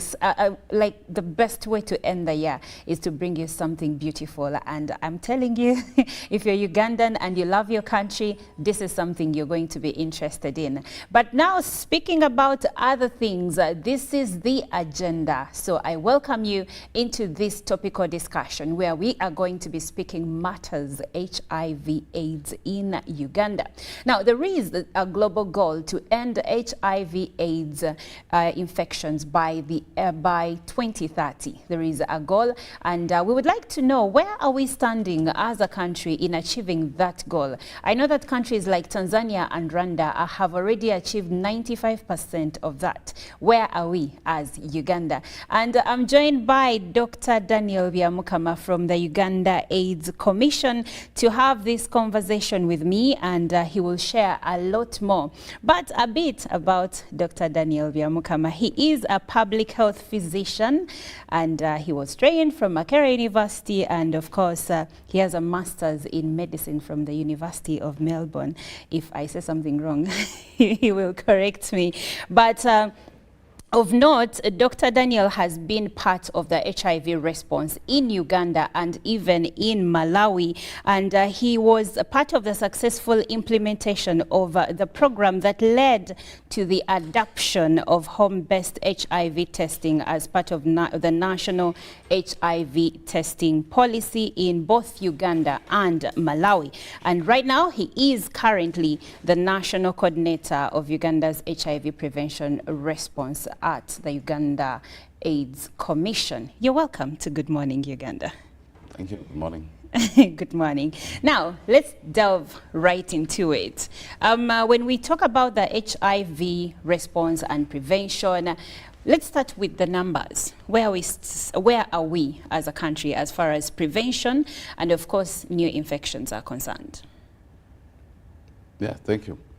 So I had in your introductory remarks talk about our goal, our national commitment, which is aligned to the international commitment to end AIDS as a public health threat by 2030. And of course, as you talked, you highlighted two countries, Rwanda and Tanzania. Yes. Uganda, we used to be the leaders and others would follow. That's true. So it is it's a bit disappointing for Ugandans, if this would motivate you, that some countries like Botswana, like Malawi, like Rwanda, our neighbors here who run most of the things from us, and Tanzania are now ahead of us. It's a challenge. We were used for quite a long time to being the champions. Everybody was copying us. But those who copied us appear to be overtaking us. So it's a challenge to the nation, to countrymen and women, that we should pull up our socks and get back to be in the driver's seat where others copy. We have lost that almost. Yes. But that said, we are on track to end AIDS as a public health threat in some aspect. Some aspects are not doing well. So like the 95, which you talked about, where the Rwandans and the Tanzanians are beating us. For us, we are at 90, 94, 94. So what that means, that of all people living with HIV in this country, 90% we have reached them with HIV testing services. The other 10% are yet to be reached. And they are actually they're still, that means they're still transmitting HIV significantly, those who don't know. And we have come up with various innovative ways of reaching this 10%. But we still see many people are shying away from the HIV test. And I hope as we go along, we shall have to discuss that too. Yes. So of the 90% that we have already tested and they know they are HIV positive, 94% are on treatment. Okay. So our goal for the next 2 years is to have attained 95%. So you can see we're at 94 in that area. We can say we're doing very well. Okay. And our goal is that at least 95% of all people on HIV treatment are attaining what we call viral suppression. So what viral suppression means you've been taking your medication well. When we test the blood, the viruses are not seen jumping up and down. They're hiding. They're not in the blood. The benefit of that is that people who have attained viral suppression, they do not transmit HIV. So that's what we want. I think that's a major tool we have in our campaign to end AIDS as a public health threat. If all our brothers and sisters who already have HIV were to test, start treatment, and attain viral suppression, it means there will be no more transmission of HIV.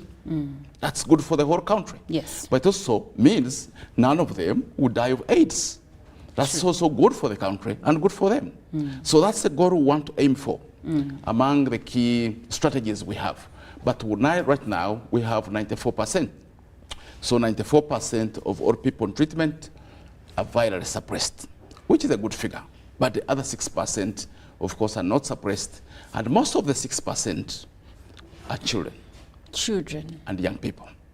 In this country, you asked about numbers, we have around 80,000 children living with HIV.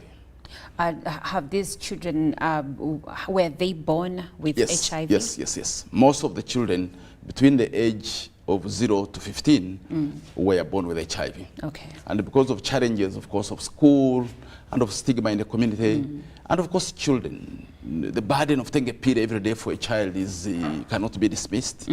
So we find that they are not well suppressed. Of course, the other that are not attaining good viral suppression, it is the young people. The sexually active, the hyperactive, between the age of 10 and 29. Those are hyperactive, especially when you get to 20 to 29, 15 to 29.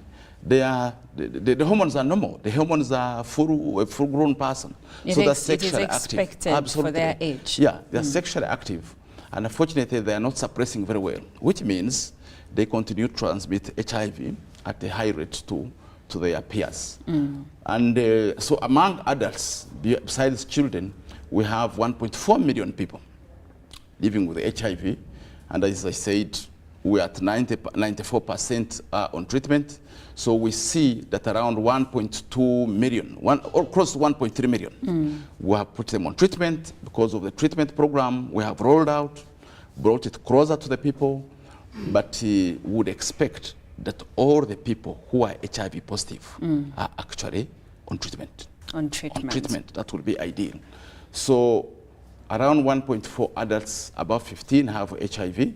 And when it comes to HIV infection, in spite of our program in HIV treatment doing well, we still see significant HIV transmission. Last year on, we registered 52,000 new HIV infections. Yeah, last year. Yes. And this year? Last year is the data we have. This year is not yet complete. Okay. This year is in the middle. Okay. So we present data from last year, last financial year. The financial year ended in June. Yes. So 52,000 new HIV infection, which of all the momentum we have towards attaining the national commitment of ending AIDS as a public health threat, we find that in ending new HIV infections, we are a bit lazy. We're not moving at the right pace. Whereas on treatment, we're moving on a good pace, even though Tanzanians and Rwandans are beating us. But on ending new HIV infections, 52,000 new HIV infections are still high. If we were sure, I would be just stamping right now, if we were at around 20,000 HIV new infections this year. I would assure you that by 2030, there will be no new HIV transmission. At the time when we were the leaders in the HIV response, what were our numbers in terms of infection rates? When we are the leaders, I think when we were the leaders, number one, the picture was very bad for the whole group. Okay. And the challenge is that for many countries, they shied away from coming out and mounting a response. Oh. So for us, we are doing something. It was a bad situation. The HIV prevalence was as high as 18%. Right now, as we talk, the HIV prevalence is close to 5%. We're at 5.1%. Yes. So we moved in the 1990s from around 18% to, by 2002, we had reached like 6.5%. But right now, as I talk, we're close to 5%. So in those days, when the HIV prevalence was so high, it was so high in every other country. But our president came up and mobilized us, and for us, we started mounting a response and bringing the HIV prevalence down. Whereas other countries were still shying away, fearing the donors and tourists would fear coming to our countries, would be stigmatized as a country. So for us, we mounted a response. And as such, all the other countries, when they saw what we had done, they came here to run from us. Yes. But now they have become bolder. They are implementing the things they learned from us more boldly, and they are really moving towards. But I want to call upon our countrymen. We need to get back to our driving seats, to being the leader country.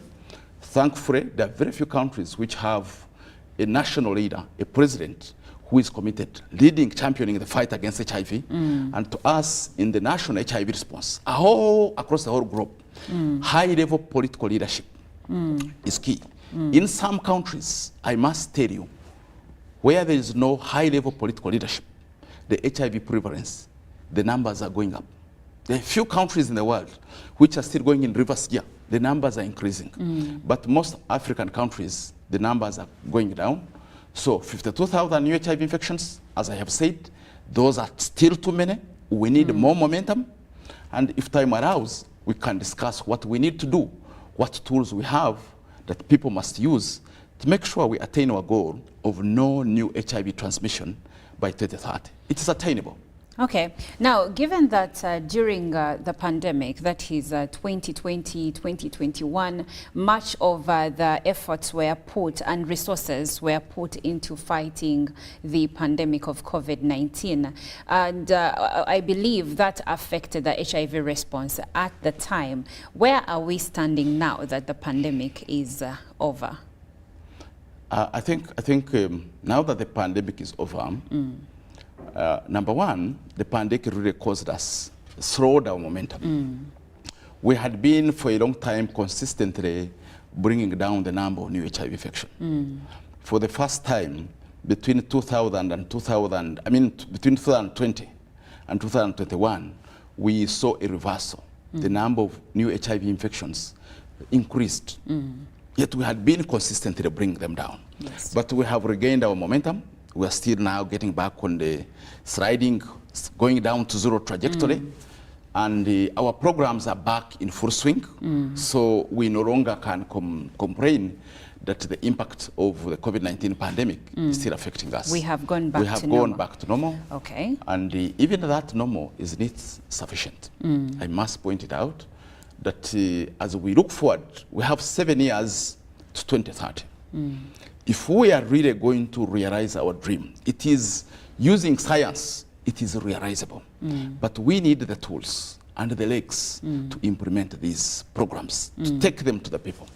So if we are going to really not default on our commitment, we still need some money. I can give you an example. One of the population groups highly affected by new HIV infections, it is adolescent girls and young women.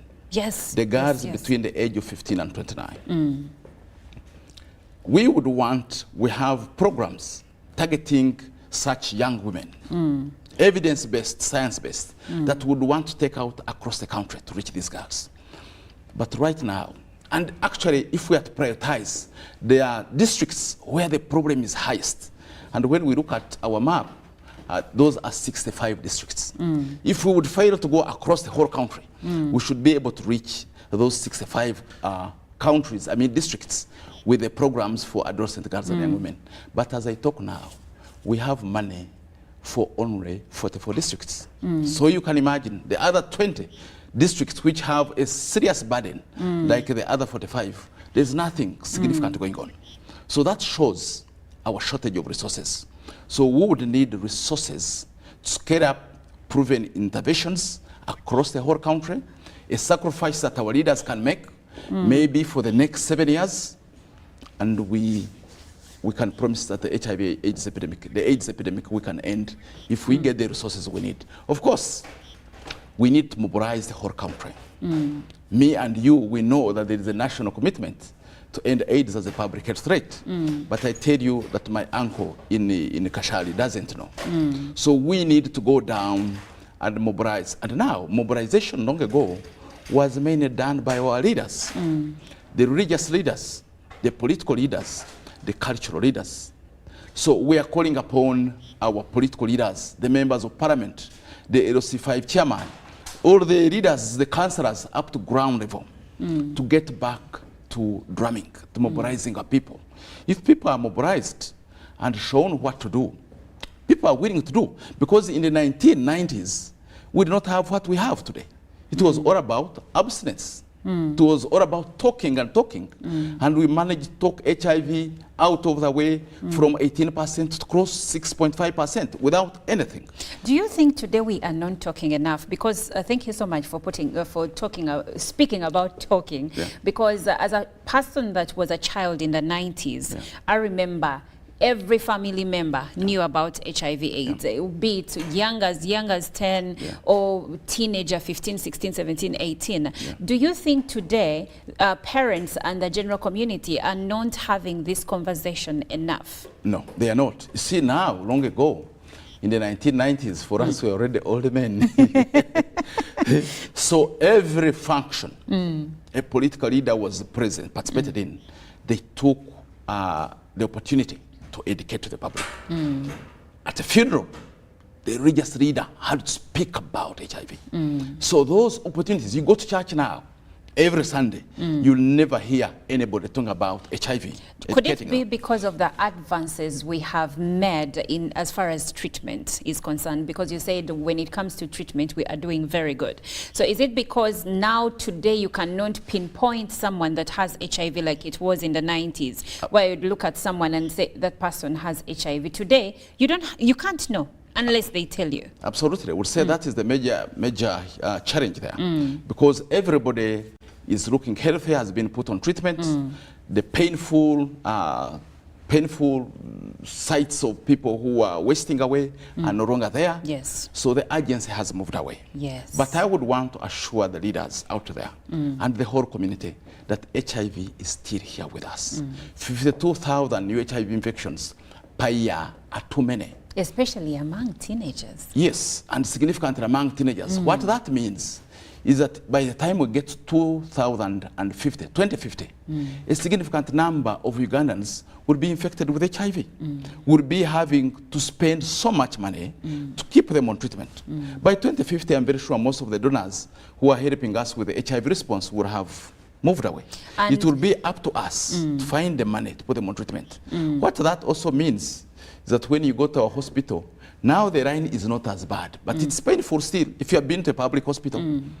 That means by 2050, because most Ugandans will also be lining up to get medication, you who has flu, you will have to sit in a line that will keep you the whole day.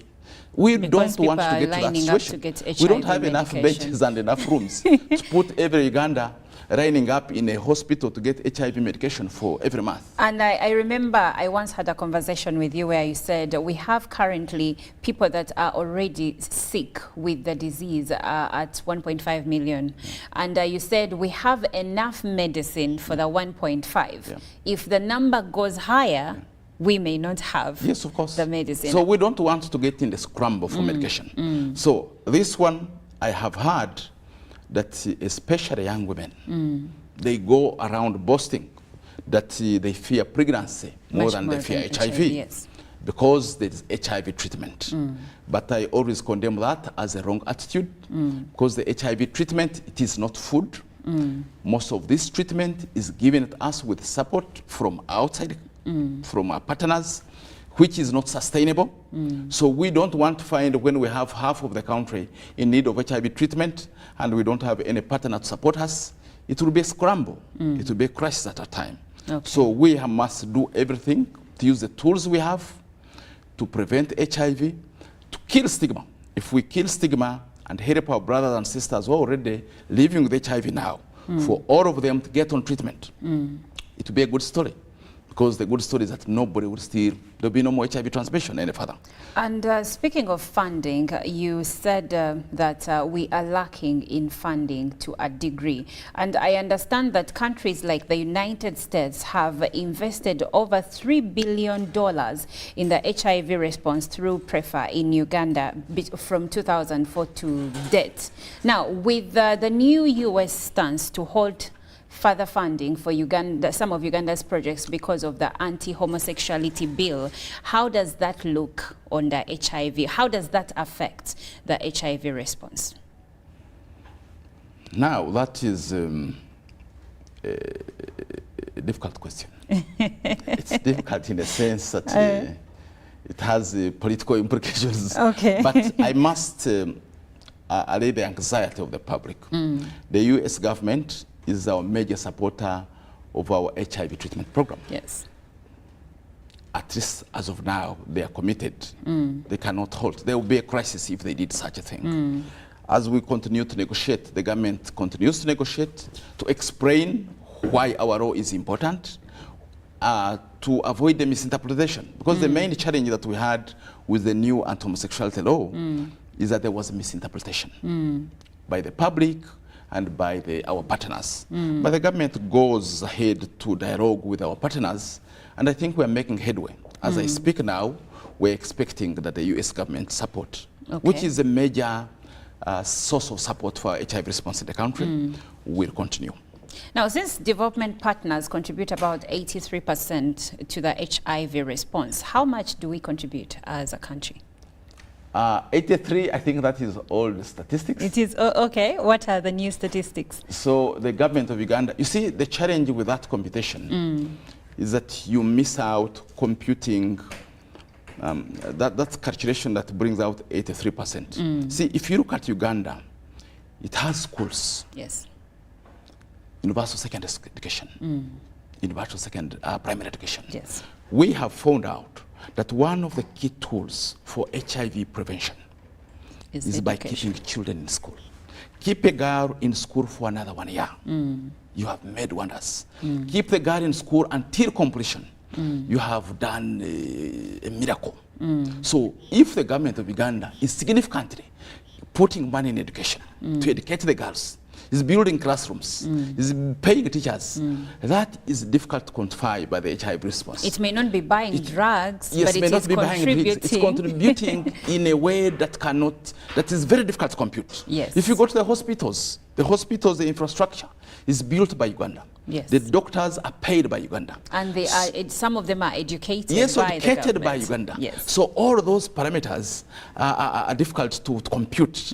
So when you look at the 83%, I think mainly that looks at the direct costs, who is buying the ARVs. Yes. But every year, even in those direct costs, the government of Uganda has been increasing its input. I think currently we're across 20%. So you can see still your 83% is focusing on purely the direct input, response, the direct input. They live out the school, the education, the livelihood, the women empowerment that started long ago. So all those, if they are costed, I think we shoulder a significant part of our response. And as I said, keeping girls in school is a key part of the response.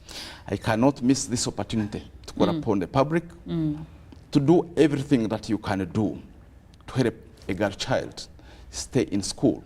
It's not a casual decision, because everybody who has educated a child has endured some pain and uncertainty, but would want to encourage you. Keeping a girl in school, at least up to completion of senior 4, makes a huge difference. What we see in our statistics is that the majority of our people who are getting infected with HIV, it is uneducated people. Okay. HIV is affecting mostly the uneducated. So as persist, keep your girl in school until senior 6, until senior 4, take them to university. It reduces the chance that they are going to contract HIV significantly. In addition, that it increases the chance that they will get a job and support the rest of the family. And when they get the job, it takes away their vulnerability it into exposing themselves reduces to people. the vulnerability. Okay. HIV, among other things, we see it significantly affects the least educated people. Those who have never been to school, they're the most affected, followed by those who completed only primary. So it is related to education. So the higher the education attainment, the less you are likely to end up infected with HIV. So keep the girls in school. One other observation we are making, the divorce. And now I want to put it out there. I may be the first person to say it right now. Okay. We recently did a modes of transmission survey to define who is getting infected with HIV in this country. The first people who are contracting HIV, it is the adolescent girls I talked about and young women. Girls between the age of 15 and I say 29. Those must be really helped to avoid. Everybody must do what they can do to help the young woman. Secondly, it is divorced men and divorced women. So I am calling upon the church. This is within your docket. The number of people who are separating, formerly married men and formerly married women, the HIV prevalence is so high.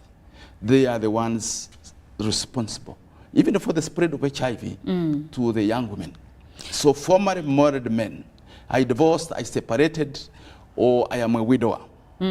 Formerly married women, I am divorced, I am separated, I am a widow. Those are contributing significantly to the HIV problem in the country. So I don't know, but I believe it's in the docket of the church to make sure what God has put together, nobody separates. No, understand. But you see, I think you can correct me if I'm wrong, but I believe partly the reason why formerly married men and women are spreading HIV or a high risk factor is because there was a time where HIV prevalence was mostly among married couples. So if you separate, you're already infected, now you go to young women or young men and you're spreading. Could that be partly the reason? It could be partly, but it's not the main reason. The main reason is behavior. Behavior. Is that once people are separated, I have told you they have a full dose of hormones already. They will have to meet my needs. They couldn't do in confinement of marriage. No, they don't have a regular source of what they had in marriage. So they graze wherever they must graze. Wherever they find food, that's where they eat. If I may say it metaphorically, I hope the listeners are understanding that. So the behavior shows that formerly married men, formerly married women engage in too much casual sex. And they forget to use condoms. Because they are not used condoms during marriage. Most married people don't use condoms. So that's how. So our statistics have shown, apart from the adolescent girl and young woman, the next person who is spreading HIV in the country, it is the formerly married man and the formerly married woman. So that we must find as a society how to address that. As individuals, so those who casually make decisions to separate, there is a price to pay, and the data is already showing. Those who are casually pushing others to separate, there's a price for community to pay. So call upon our stakeholders. I am putting it to the religious leaders, but indeed it's for all of us as individuals, as community. Collective responsibility. There is a consequence for cultural separation when it comes to HIV. Okay, we have just a few minutes left, but I would like for us to have a look into the new ways, the new treatment methods that we have. There is something I've heard about PEP, post-exposure prophylaxis. And there are people who are casually engaging in sexual matters saying we will get PEP. And of course, there is also a lack of knowledge about pre-exposure prophylaxis. I'd like for you to talk about those two and under what, or which people are liable to get this treatment, because some people may be under the view that anyone can freely get it. Yeah, you ask good questions. Now, PEP, which is post-exposure prophylaxis. After you've been bitten by a snake, if I must spit metaphorically, after you've been accidentally exposed, you can come to the hospital within 72 hours, within 3 days. We shall give you treatment that will reduce the risk that you may contract HIV. So who is the beneficiary? We usually give it to doctors who, during operation on patients who have HIV, injure themselves accidentally with the needles. But we prioritize it also for girls. This society has not yet ended evil. A significant proportion of girls in this country and women continue to be raped. So of all the challenges that you have after being raped, would not want that person who has been faced with such a catastrophe to contract HIV. This medication is available, that every girl who has been assaulted, you must come to the hospital within 3 days. We shall give you medication. At least, even if the psychological trauma, we can deal with it later. But the need to prevent HIV is immediate. So this PEP, post-exposure prophylaxis, is earmarked for all people who have been accidentally exposed, especially girls who have been sexually violated, doctors who have injured themselves in hospital. But I emphasize, we are saying a significant number of young women are infected with HIV now. Partly it's because a significant number of girls are being sexually violated. They visit their uncle who doesn't think he is their uncle, and they end up abusing the trust and raping these girls. We know. So if that happens to a young woman, we would want everybody in society to find a way of helping this young woman to access these drugs. They are there in all HIV treatment centers to make sure no girl contracts HIV out of violence. Now, as we a few other people. Okay. So there is PrEP. PrEP means you are considered at high risk. So we have studied our community.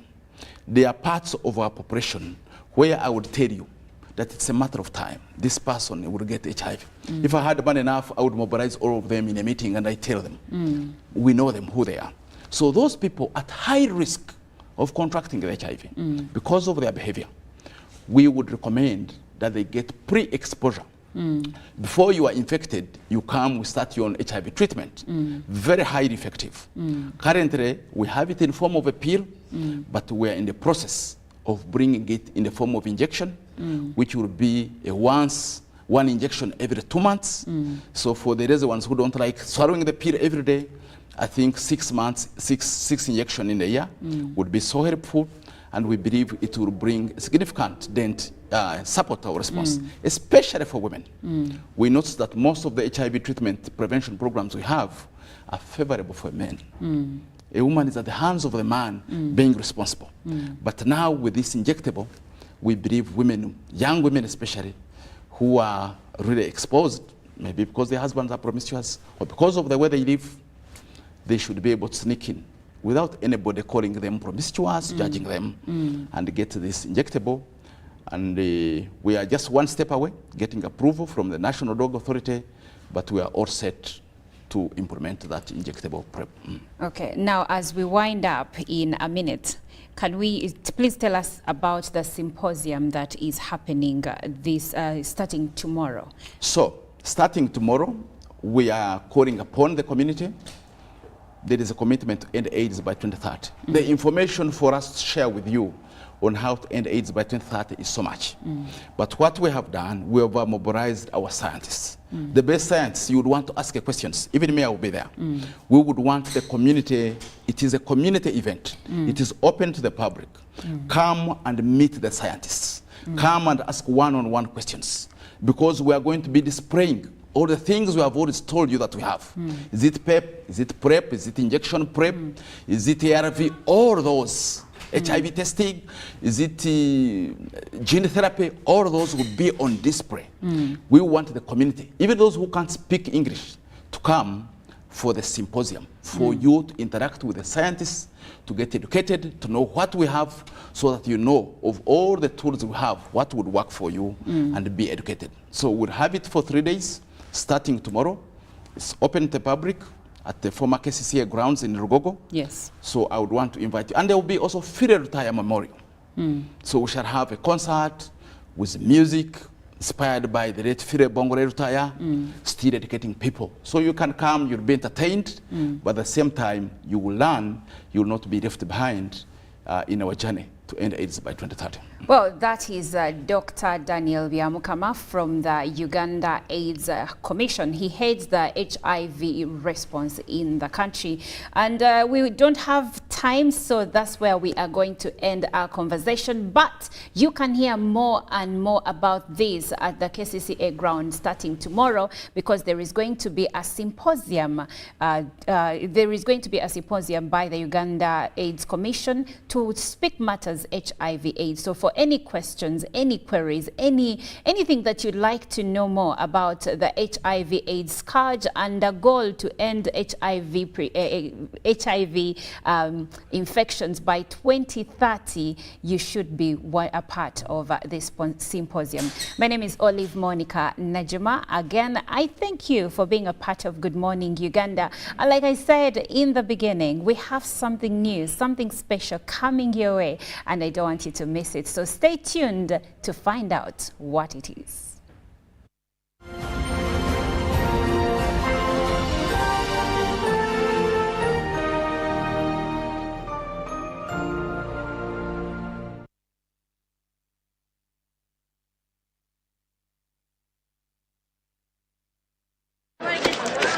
Junko. Yo.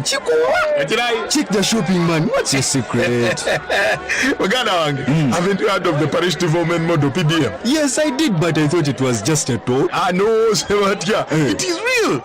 I and a few friends together formed a circle, accessed money from the PDM, invested in a portrait project, and now things are moving. Junko, I thought I was one of your friends. You are, but you left me behind. I didn't leave you in poverty. What you do, just visit your LC2 chairperson and your parish chief and start the process of economic transformation. Just like that. The Parish Development Model is an initiative from the government of Uganda through the Ministry of Local Government designed to transform all lives of Ugandans for the better. PDM, my parish, my development, my life.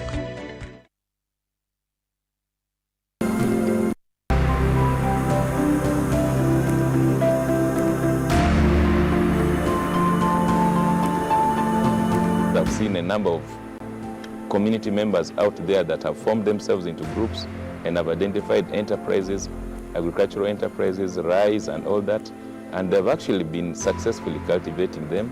They've gone ahead, the project has gone ahead and also introduced small-scale industries like the rice huller, the grinding mills and all that are managed by the groups. All these are successes.